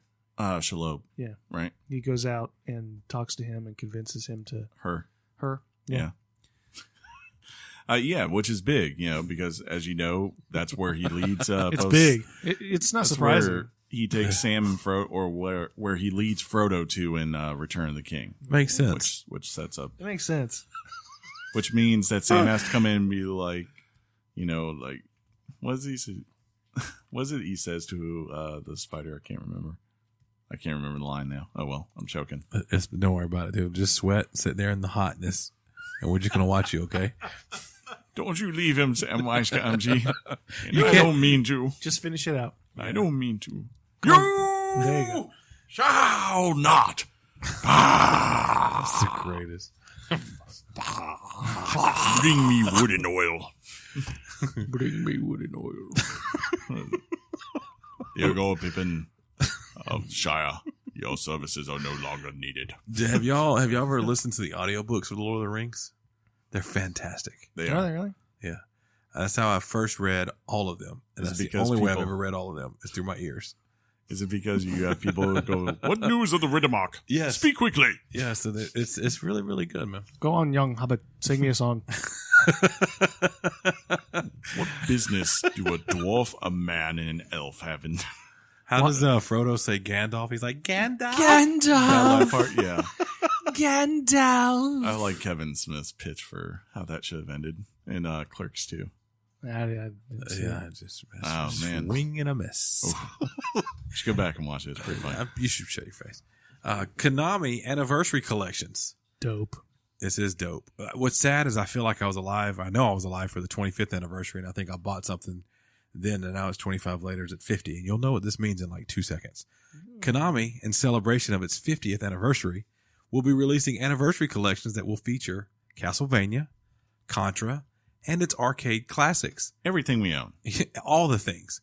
These 3 collections will be available for PlayStation 4, Xbox One, Nintendo Switch, and PC. Surprising, actually, they didn't say Metal Gear 2, the original Metal Gear. Maybe. We'll see, Chris. The collections will be, quote, packed with new information about the titles, including interviews with the development staff, behind the scenes interviews with the development staff. Yeah, there you go. Keep going. But it said the same thing. This is insights, though. Ad lib. Okay. Behind the scenes insights. Wait, I'm going to say it again. Okay, we'll start over. Including interviews with the development staff, behind interviews with the development staff, behind the scenes insights, and sketches and design documents never before revealed to the public. Because he put the exclamation. Because the exclamation point. You got to do it. Arcade Classics will be available on April 18th. Castlevania Collection and Contra Collection will be available summer 2019. That's this summer, John. I think Metal Gear Collection was going to happen, but I think it was delayed. Is that true? Yeah, I don't know. I don't know. He's winging it today, huh? I'm not surprised they're doing it just because it's they're not making anything, man. so why not do this, right? And it is a good collection of games. Contra. So, I can't wait to play it. I can't wait to play it. It's going to be great. They are making things. They're called pachinko machines. Yeah. And they're doing quite well, as I understand. I'm sure they do. They always do. I want to own a pachinko machine. No, they did. What is it? Okay. Metal Gear Survive. Yeah. Ooh. Isn't there other stuff they're doing? We don't talk about Metal Yeah, Gear remember, Survive. that was their whole entire thing, was that pretty much they were getting out of it. I think they've changed their mind. They better be working on a Castlevania game, or I'm just gonna die. Another Lord of Shadows? Fine with me. Either there, just get some studios and be like, here, make do something with this. Hey, Platinum, do you want to make another Metal Gear Rising game? Screw that. I'd Castlevania take game. It. Or, yeah, well, that'd be a little bit. Yeah, that would be different, right? Mm-hmm. So different. And you know what's not different? Regular old MPD. Yeah. It just comes by every month. MPD for February. BioWare's Anthem. Surprise, huh? I was. I wasn't. I was. Yeah. Was the top. Where did you land, Chris? Huh? You said you're not surprised? I am not surprised, yeah. Makes sense. I'm surprised on how well it did. Oh, yeah. BioWare's Anthem was the top-selling game in the U.S. for February 2019. Anthem is the second best-selling game for 2019, and this surprised me, and it holds the second highest launch month sales for a BioWare game behind Mass Effect 3. Here's your top 10. Chris goes, No, I'm not surprised just because it's an RPG, right? Versus like something that's not a shared surprising, world. right? Yeah. It's not surprised at all. no, John, Anthem had so much potential. Yeah, people were going to check Dude, it out. you have no idea. Remember, Division had like... Why are you telling me that? John. As if I don't know. What is your point, Shaun? What's number 10 there, John? Hey, John. Do I have to go from number 10? Please do it. Or for you me. can go from You 1. know what? It's your show, dude. Do what Yeah. you want. It is my freaking show. Number 10 is Call of Duty Black Ops 4. Number 9 is NBA 2K. Number Yeah. 8, Metro Exodus. Yeah. Number 7 is Smash Bros. Yeah. Number 6, Resident Evil 2. Number Yeah. 5, and number 4 is Far Cry. RDR2. Number 5 is RDR2. Number 4, Far Cry New Dawn. Oh, I honestly thought that would do better this month. Kingdom Hearts 3 is number 3, and Jump Force, a mediocre game, Yeah, right. is People number love 2. People love Goku, bro. Anthem love is anime. number 1. And so, look, and it made like 100 million, what was it, digitally, according to Super Metadata.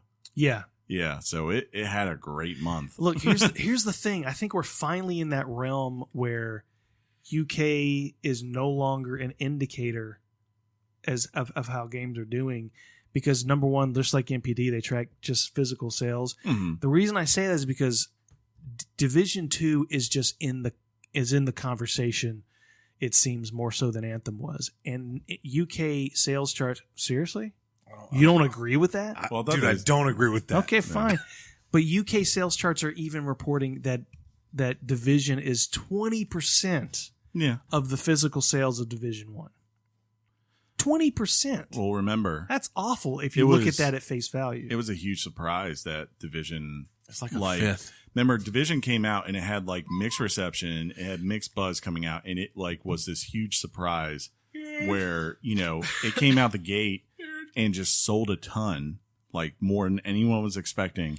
And then you saw this huge drop off because of the end game, right? And even here with Anthem, there's warning signs, right? Where like, even though 100 million was made digitally, only something like 3 million of that was due to after people purchased the game. So people aren't really buying much in the stores or anything right there. So that kind of makes you go, how healthy is this? Or is it Fortnite just was people free. people who are just getting it through Origin Premiere or whatever, and that's the way they got this game. All I'm saying is I think we're finally at the point where you can't indicate how successful a game is doing based on physical sales. You have to factor in. We use it as we've been using it as an in. excuse to possibly explain it, but I think finally we're there. I mean, the more important That's all thing I'm is that like Division 2 was still the number one game, right? The more concerning thing, like with the UK, Do you know? I don't know. Yeah, I looked at it was number one last week, and then it dropped to number 2 this week for Sekiro coming out, right? But then like the more concerning thing, like when you look at the UK, and again, Anthem warning signs, Anthem this month, not even on the top 10 in UK in sales, like each week that's come out. And that's concerning. But it was never number 1 to begin with. It was number 1 in the UK. It was Are you just, sure? Yeah, it just didn't sell as much as maybe what they were hoping it would sell. Okay. Yeah. Fine. Anyways. Yeah. Speaking of new things Now, for sale. now all that's done. Y'all good now, guys? We're Yeah. cool with the UK? What up, Nat? The Gooner. They're about to have new problems too. Speaking of new, a new Oculus has been announced. Oculus has announced the Oculus Rift S. What do you think the S stands for? I was really trying to. The Ron Burgundy thing? Yeah. Okay. You let me down. Oculus has announced the Oculus Rift S. The unit will be available this spring for $399, aka $400, and include 2 new Oculus Touch controllers. This device will run everything the original did. It includes built-in Insight tech, which means it will not need room sensors, but it will still need a wire, just one, which will run from the headset to a USB port. Yeah, so this is kind of like they're in between right now because they have that new one that is coming, I want to say next year, that's supposed to be the wireless one. But it's using this thing like they showed it, right? So it has cameras on the front of it so that like instead of doing what you have to do now, like my version of it, right? It has like a sensor I put over here and a sensor over there, and that's how it reads. And then I have to go and trace my play area, and that's how it's keeping track, right? What this one does is instead it has cameras on the front. So first, when I put the headset on, I can go ahead and tell it, okay, I want to set my play area. And I basically just press something, and then those cameras flip on, and I can see the room now. And I can walk around, I can trace everything. And then because of that, it has that freedom so that after I'm done tracing that room, as I'm playing the game itself, those cameras are reading the room to figure out exactly where I am and using the gyroscope within it to kind of figure out also the movement of you. I love that we said gyroscope on this right? episode. But it's definitely, you can tell, like, man, this stuff is getting close. As we said, PlayStation is working on the wireless one. You feel like everything is maybe right around the corner for next generation for it to really be going to a place of hugeness. With the hugeness. With them getting really close to the wireless headsets, Stadia and Microsoft possibly ruling the Stadia. I'm going to say Stadia for life, okay? Let's just be honest. You don't get to do what you want. When Chris says SNES, it's wrong. When I say Stadia, it's okay, okay? I love that you said SNES. Yeah. That's acceptable. You're welcome. But we're almost at Ready Player Oneness. Just saying. We're getting there. It's close, guys. Jeez. That's it. That's all we got. It's time for you to talk about Apple Arcade, John. We just need those treadmill things, right? Right? Yeah, that's what we need in the suits. Apple has officially announced a game subscription service called Late to the Party.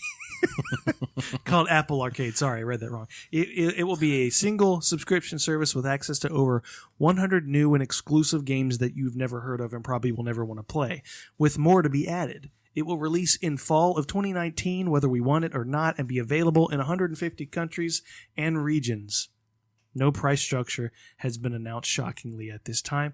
This will be a new area on the App Store where subscribers can ignore but download and play across iPhone, iPad, Mac, and Apple TV, and can pick up anywhere they left off, even though they leave it behind once playing. Just to make clear, John, what kind of watch do you got? An Apple Watch. What kind of phone do you got, What kind of phone John? you got there, John? iPhone. Okay. I just wanted them to know. No, he doesn't just completely hate Apple. Do you have a MacBook? Yeah. Or an iMac? Or Apple TV? It's a MacBook Pro. Yeah, same here. It makes sense. That's what I DJ off of. This makes sense to me because, like, if you think, like, all those games that aren't free to play, right, it's really hard to convince mobile buyers to invest. So you're like, if you want to do that route, it's like, here's a way to do it. And it makes sense because you have over, hundreds of millions of people who have these phones. So you're thinking, if you just get a small inflection point, there it is, and there are a ton of mobile games that I think people would like to have and just try out and experience without having to always pay $4 a clip because it's just too much for them. I'm sure this service will be very, very popular. My attitude towards it was only I watched the presentation and you can tell in the audience that they saw Stadia last week. Yeah. And that's all I meant by this. Yeah. I mean, people just saw potentially the greatest innovation in gaming. And you would think that's what Apple does. Apple brings the innovations over. Sure, yeah. And so Apple, it almost seemed like the presenters on stage were uncomfortable because they were aware. Mm-hmm. And look, I think they know, I think we know that these are not the same things. They're not trying to do the same things. For them, it's just another service. But it still exists out there where Stadia was just blowing everybody away the week before. Everybody's just like clapping like this and going, woo! My guess is they eventually would like to instead have a service where it's taking like Apple Music, this, and then probably one for video, right? Yeah. And say, pay us $20 a month and you get all those things unlimited, services as far as what you want, right? So you get your unlimited music, you get choice movies and television shows you can watch on your phone whenever you want, and you have all these games that you can just pick up and play, and then maybe also bring in like their book stuff and all that kind of things, things like that too. Their book stuff, he says. Yeah.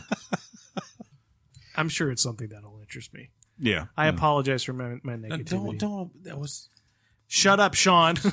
Speaking of negative, What the heck, Shaun? Man, leave it. It was perfect. Everybody knows you're just. Ugh.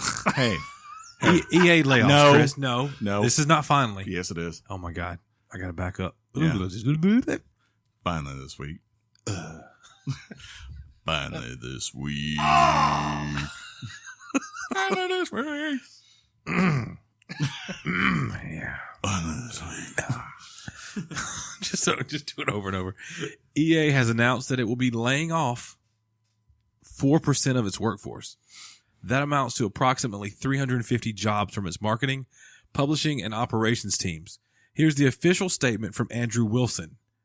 This is all a quote. Today, we took some important steps as a company to address our challenges and prepare for the opportunities ahead. As we look across a changing world around us, it's clear that we must change with it. We're making deliberate moves to better deliver on our commitments. Refine our organization and meet the needs of our players. As part of this, we have made changes to our marketing and publishing organization, our operations teams, and we are ramping down our current presence in Japan and Russia as we focus on different ways to serve our players in those markets. In addition to organizational changes, we are deeply focused on increasing quality in our games and services. Great games will continue to be at the core of everything we do, and we are thinking differently about how to amaze and inspire our players. This is a difficult day. The changes Why is this turning into Bill Pullman's speech to Independence Day? The changes we're making today will impact about 350 roles in our 9,000 person company. These are important but very hard decisions, and we do not take them lightly. We are friends and colleagues at EA. We appreciate and value everyone's contributions, and we're doing everything we can to ensure we are looking after our people to help them through this period to find their next opportunity. This is our top priority. Okay. Sorry, I had to look to see what It's the fine. time was. Don't immediately start commenting on what we just talked about, Chris. Yeah, Makes sense. It sucks. Makes sense. I see. I mean, It sucks, but I'm not surprised because everyone seems to be laying off people right now. It's not been a good first couple of months for people working, whether you're even a programmer or you're, I think like the Activision ones that hit everywhere in their company. I think the Guild Wars 2.1 hit a lot of people in the company, not just the programmers there. So it's a hard time, and you just hate to see it right now. But maybe it's just this thing where these companies, they're in especially these big ones, they're in very big dilemmas right now, right? For sure. I mean, it's very cyclical. I mean, if you think of the time during the PlayStation 3, Xbox, that's cyclical, Shaun. It's like a circle. Yeah. Yeah. Xbox 360, PS3 era, when by the time that BioShock Infinite and Last of Us were out, we were at this pinnacle of development and money was being had, but then that's kind of where the bubble bursts, and the bubble's bursting. Especially for EA. No doubt. And now we're at that point now where it's bursting again. And it's gonna start trickling downhill, and then it'll go back up again. It's like high tides and low tides, and Shaun is dead.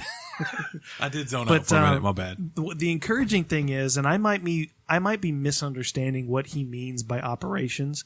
The encouraging thing about this is, it seems to me what they're saying is, we recognize we've got some serious issues here at EA, and I think there's some upper management people that are being vacated in this layoff. You hope so. They didn't say studios. I want that to be, I want people to take note of that. Yeah. They said operations, marketing, and something else. I forget. We made a terrible game. It's your fault, marketing, that you couldn't sell it. Well, to me. No, they did. I know, but they're like, you should have sold it better. What it's saying to me, and look, obviously it's a given. We're sorry for the layoffs and hope everybody lands on their feet and finds something, secure something for the future. Don't touch that. But this looks like, to me, this is a gesture of saying this is not our studio's fault. This is not our developers' fault. This is the fault of the company. Yeah. As EA. Yeah.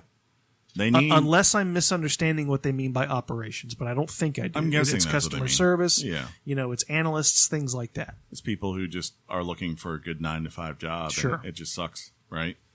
I really hope that at some point here, like if this is the start, like they need, the best thing that could happen to EA is truly a board that humbles itself and says, yes, we understand that the stockholder matters and we want to please them. But at the same time, they need someone to come in there to manage those studios. And they need to be someone like, for instance, like Phil from Xbox, right? That kind of guy who can come in there and say, look, you're not going to like this quarter, or this year maybe even, but we're going to get everything right and we're going to take risks and we're going to just, first and foremost, believe in making great games.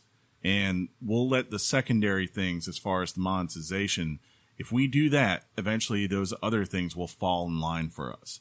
And we'll find a way to make a lot of money. 2K has proven you can do that easily. Or I'm sorry, Take-Two. It's the marketing teams and the publishing teams that are making these decisions on microtransactions. It's the one, it's not the developers doing it. And it's the policies set forth by leadership in the operations that are making customers so frustrated when they call customer service asking for their money back because of those hack policies that EA put out.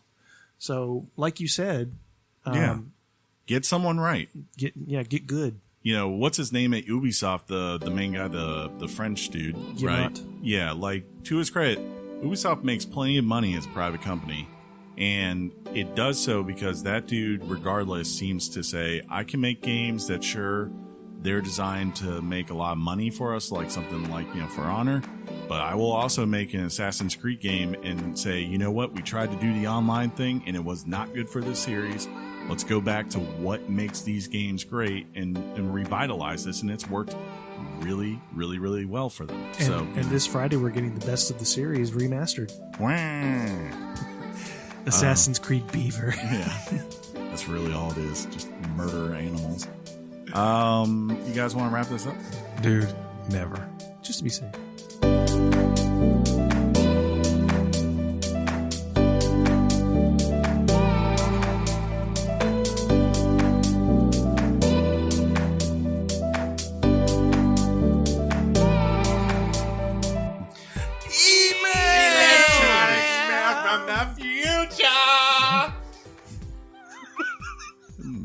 How much you can peek. What does that mean? You just peek. I got a big Richard. Yeah. Oh. You peek with such such ferociousness.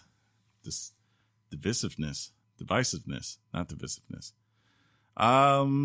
You can write your email thoughts in to weeklygameschat@gmail.com. No, this is mine. Okay. You had yours. Boy. That's weeklygameschat@gmail.com. Just like Scott did.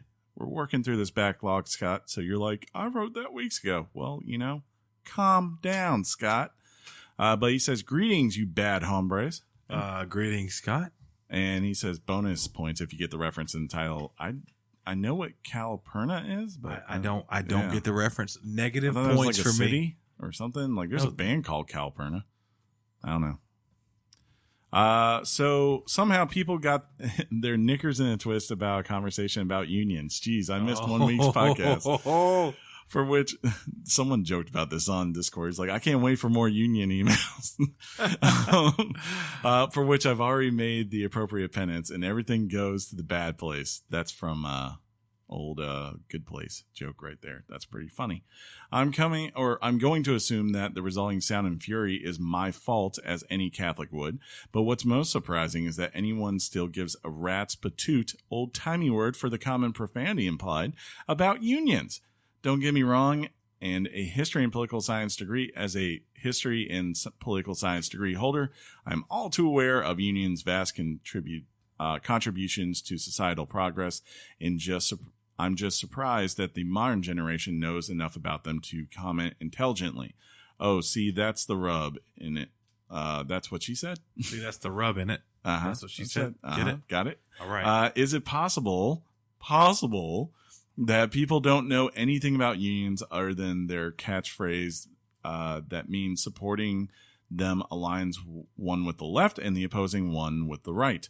And isn't it further possible that we care as a whole about which side we're ostensibly on? Or ostensibly. Yeah. I was like, I know that. Told you I should have read it. Yeah. Because he's just skipping words. I like to don't give a. I like to.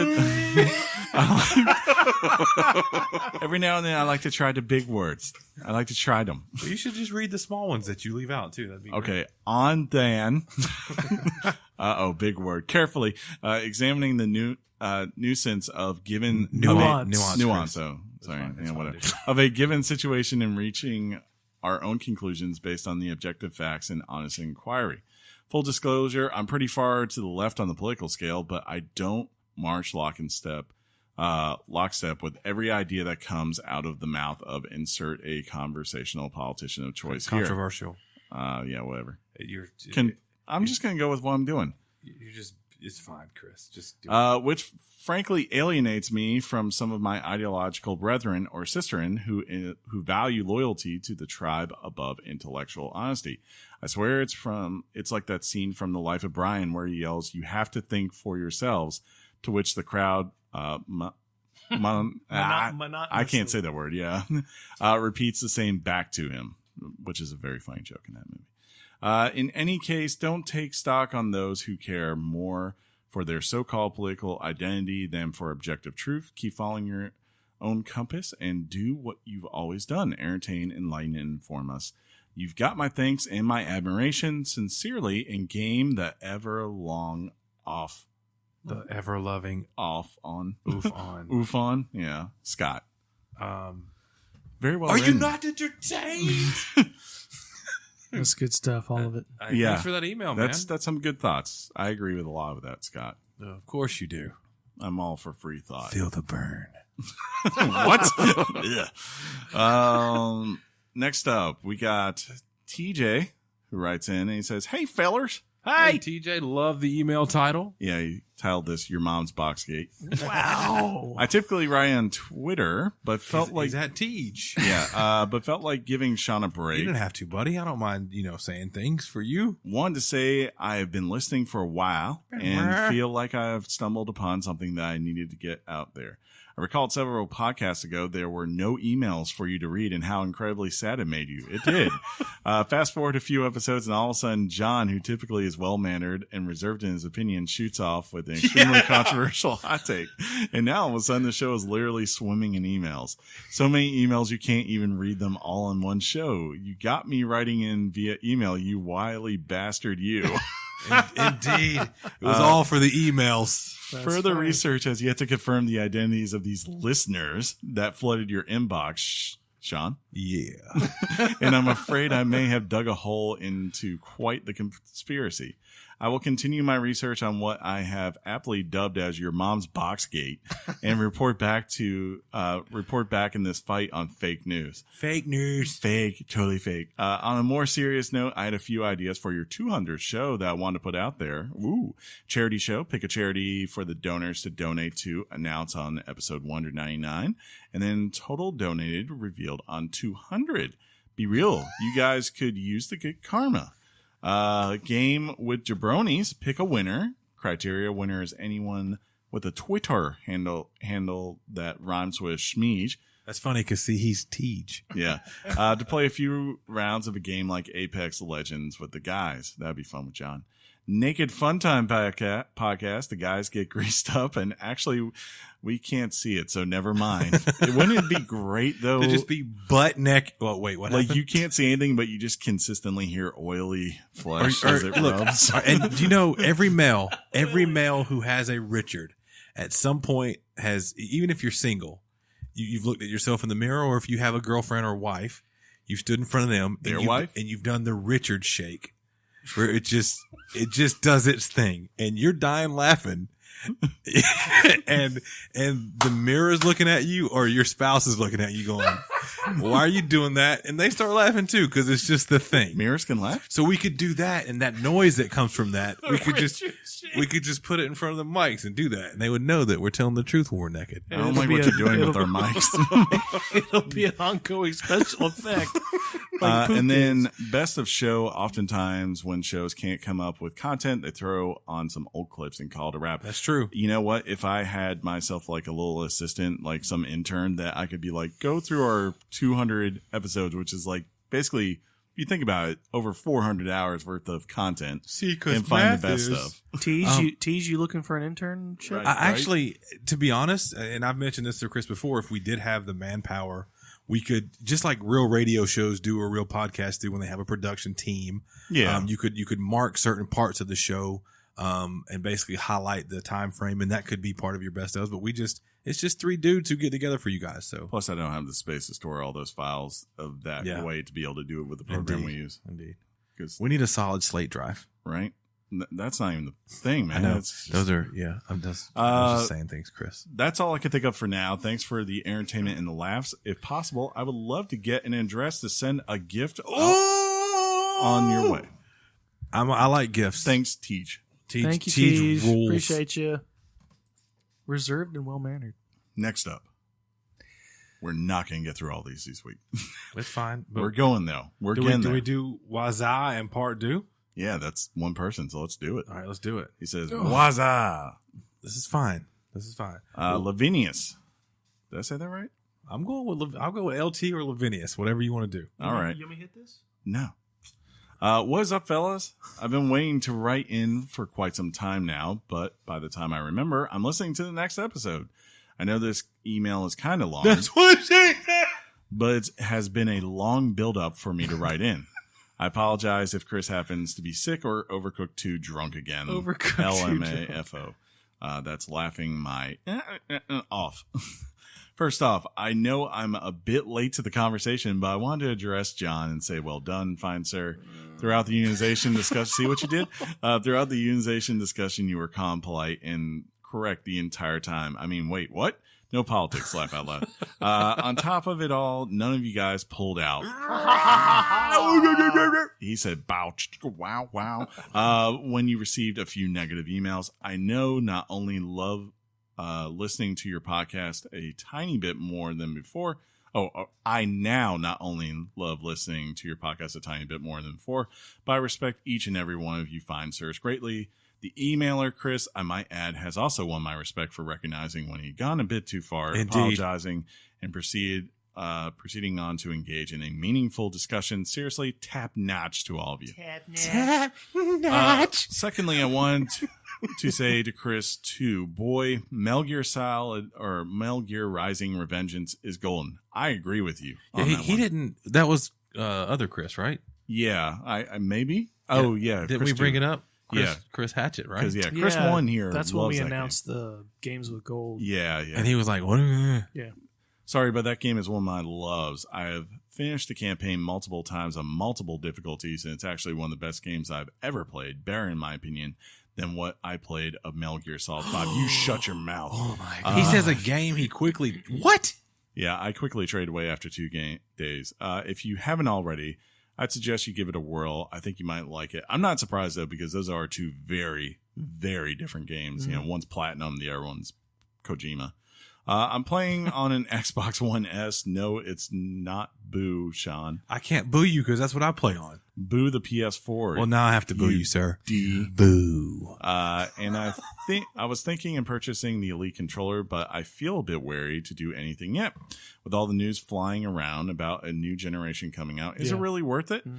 I don't want to spend $150 on something that I'm only going to use for a few months, besides the fact that it would be money I could put towards my new console. If it was you guys, what would you do? I have one. Well, you bought it when it first came out, but now how much is the 1S? $199? Yeah. So you're basically paying as much for one controller as you are the console. Correct. Pretty much. And it's like, Here's what I would say. If you plan, Logic says How do they if not you were make going it? to place a betting bet, Yeah. the launch of A betting bet, you know, as like opposed to the a other money ones. bet. Like if you were going to say I'm going to wager and you wanted to have the best odds, right? The new console for Xbox would probably drop November of 2020. So the question is, do you feel like that's worth it? Do you feel like on November 2020 that you would buy that console no matter what?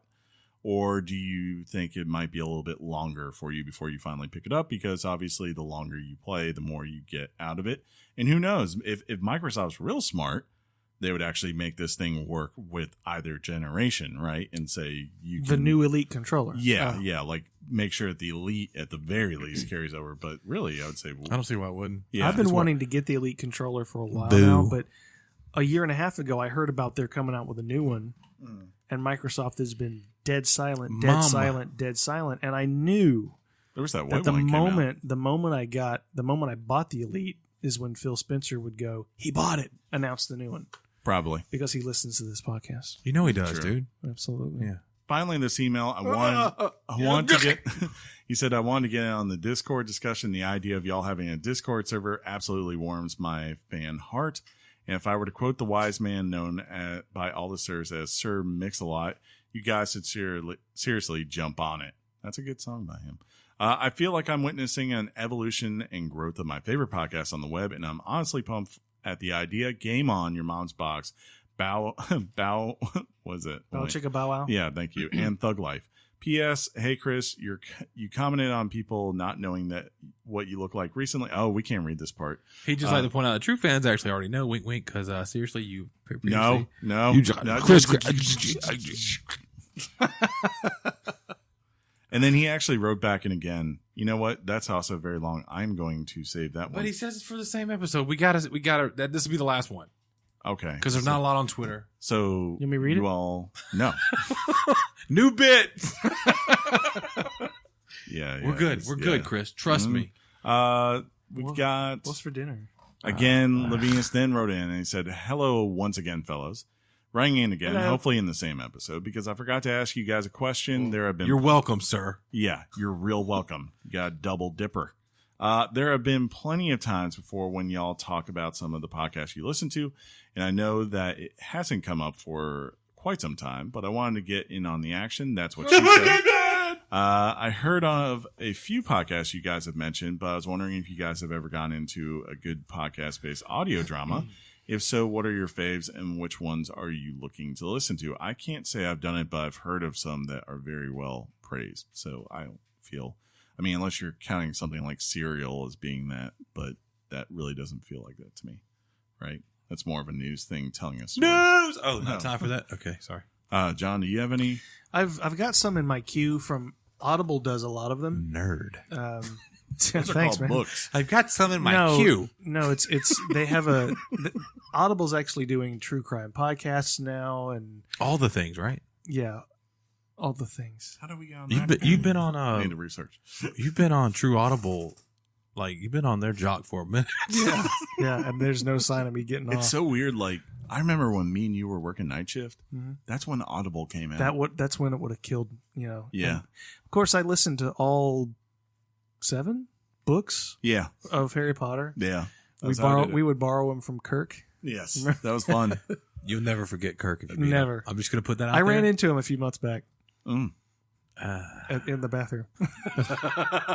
That's awesome. He came That's up behind perfect. Personally, I'm looking forward to a couple mainly Unwell, We're Alive, Gold Rush, and the continuation of the Amelia project. Just in case you guys haven't tried any, I do have a few suggestions that I've absolutely fallen in love with, and several I have re-binged several times over the past couple of months. There is really something for everyone, so if my favorites don't appeal to you, there are literally hundreds of shows out there. First and foremost, I would suggest We Are Alive, A Story of Survival. It's probably 130 some odd episodes ranging in length from like 12 minutes to the last few being around 45 due to the finale type stuff. We're Alive is a zombie apocalypse podcast, but the reason I love it so much is it goes beyond the typical trope. And this guy gets his face eaten off, but we don't care because we really don't know him anyway kind of thing. It has a diamond character development, or it has diamond character development and an enthralling storyline that is awesome to listen to as it unfolds. The other two best ones I probably would recommend are Our Fair City, a zany, wacky, and completely charming post-apocalyptic dystopian city that I just finished last year, as well as Unwell, being the new venture of the producers, and 2098 or 2298, Chris. Yeah, whatever. Yet another sci-fi story with a completely different feel to it. 2098 also 2298, Chris. I was going to say it's probably a year. Also ties in with a separate audio drama at the end. Anyways, I know I've probably rambled on for far too long at this point. Nah, we're good. So I'm just going to cut myself off here. I know of plenty other good audio dramas of completely different style if these things aren't really your thing. So let me know if you're looking for guidance. Sometimes the realm of podcast audio drama can be like that of a treasure hunt for the really good ones. And it can be nice to get a head start on some of the better ones to figure out what you like. Game on, you brilliant, throbbing Richards. Ooh. And peace out, everybody. Hey, listen, let me know. Hit us up on Twitter or Discord. That's what I was going to say, John. And tell me which one we're alive, which platform it's on, because I don't see it in Apple Podcasts. I do see the Amelia Project in Apple Podcasts, so I'll subscribe to that. You better not be wrong about that. But actually, there's two of them here. Oh, that's got to be the one. Shaun. Oh, before I say that, yes, there are 5 remaining emails for next week, so we will Keep get to them those. coming. This is keep great. Going. We're gonna get there. We see you, Garrett, Maz, Ever, We're Shaun. only going to spend 5 minutes on next week's topic anyway. So You're Ooh. right. The game's amazing. That's my possible goatee at this far. go to I mean, at this point. the first Ooh. hour is good. Yeah. Have you been more than that? No. Okay. So, again, shout out to our boy Acid Sugar. He is the muscle behind the Discord app, which we want you guys to go be a part of. Let's get to know everybody. Let's have fun. Yeah, so there's a pinned tweet out there for that. Joseph Ellison said at Weekly Games Chat, and this was after last week's show, most quotable intro ever this week. Quote, I can pinch one off real quick. Johnny Bear, what's a soundboard? Tap, Natch, Poop Games were all hashtags that he mentioned because all that stuff happened. And we do actually have another tweet where somebody laughed their A off at John trying to do audio stuff segment and then silence as I was unplugged, meaning me. Yeah. And that was from at my name is Mud. So that's, my name is. Oh, that would be really cool. Let's see. He also said something about something being money. Is he Guy Fieri? Like you. Oh, you had posted that it was almost time for Sekiro. So that looks money. That looks. It was cool. It was Sekiro, but they had substituted out with Shakira. Yeah, I saw that. It was nice. Yeah, it's like these hips don't die twice, or something like that. Whatever. It was funny. Challenge equals reward. This is from Big Riff, which is why Big Riff. 1 hour into at Sekiro the game, I already feel like it's going to be my goatee. Sorry, there isn't an easy mode, Chris. Don't need it. Mario Lando, the 200th episode will be big on April 17th. Seeing it's a big milestone for you gentlemen, Yeah. why not record on 420 and have another drunk cast? Whoa. It seems the gods and boy are on your side. I'll buy the Pabst. I said, It is on Saturday. Well, it is. What did I say? I said something about 420 is also another thing, sir. See, when you're from Stankonia, Listen, this is Like, that's in the hilarious. dirty South. You know how we always say drop the certain way we do? drop. Look at that. That's a picture of us and like that happened. That's that cover of that. Is that Blink 182? No. I'm pretty sure. Okay, well, I think it is. You might be right. It's pretty dope. They put our I names on remember there and that stuff. album. If they had our pictures, that would have been cool. And that's almost it, I think. Ooh. Oh, they want a weekend drink cast so they can all do shots, and I think that goes back to our 200th episode. No, Maybe I could do it. No we messages. could do it at Jeff's place, and then it'll be perfect. I'm not doing it at Jeff's place. Oh man, it'd be so fun. Shout out to a couple of new followers at 9 Brian 2. Thank you for the follow, following you back. At Sky Way Up High. Thanks for the follow, following you back. At Oof Out Off. I think that's out of focus. They play games. You can play with me or watch if you'd like. I like that. And at Ditch 408-19093. Thank you for the follow, following you back. Our big push this week, obviously, is our new Discord channel. And we're going to mention again how we're trying to do a Twitch stream when we can get together on those Mondays. And you're going to hear all about that now from Chris, who's going to tell you where to find us. Again, thank you for the love on Twitter. And that's at Weekly Games Chat on Twitter, of course. If you want to be in the conversation, come say hello. Yeah. This has been episode 197 of Weekly Games Chat. If you like the show, subscribe to us on iTunes or whatever podcast service you use. Voice. What happened? I know, got a little frog in my throat. And you will get a new episode just like this one that you are listening to now. If you want to join in conversations with us, we are on Twitter, we are on Facebook, and now, as mentioned, we are on Discord. You can find us a link to the Discord on our Twitter page, and that would be the easiest way to get there. It's always at the top. I'm not going to be moving it anytime soon. And now we are also on Twitch. That's Twitch TV or twitch.tv/Weekly Games Chat. As Shaun mentioned, we will be streaming there every Monday night. Sometimes all of us, sometimes maybe just one of us, sometimes two of us. Who knows? Maybe sometimes I'll even convince some other people who have been on the show before to come in and be a part.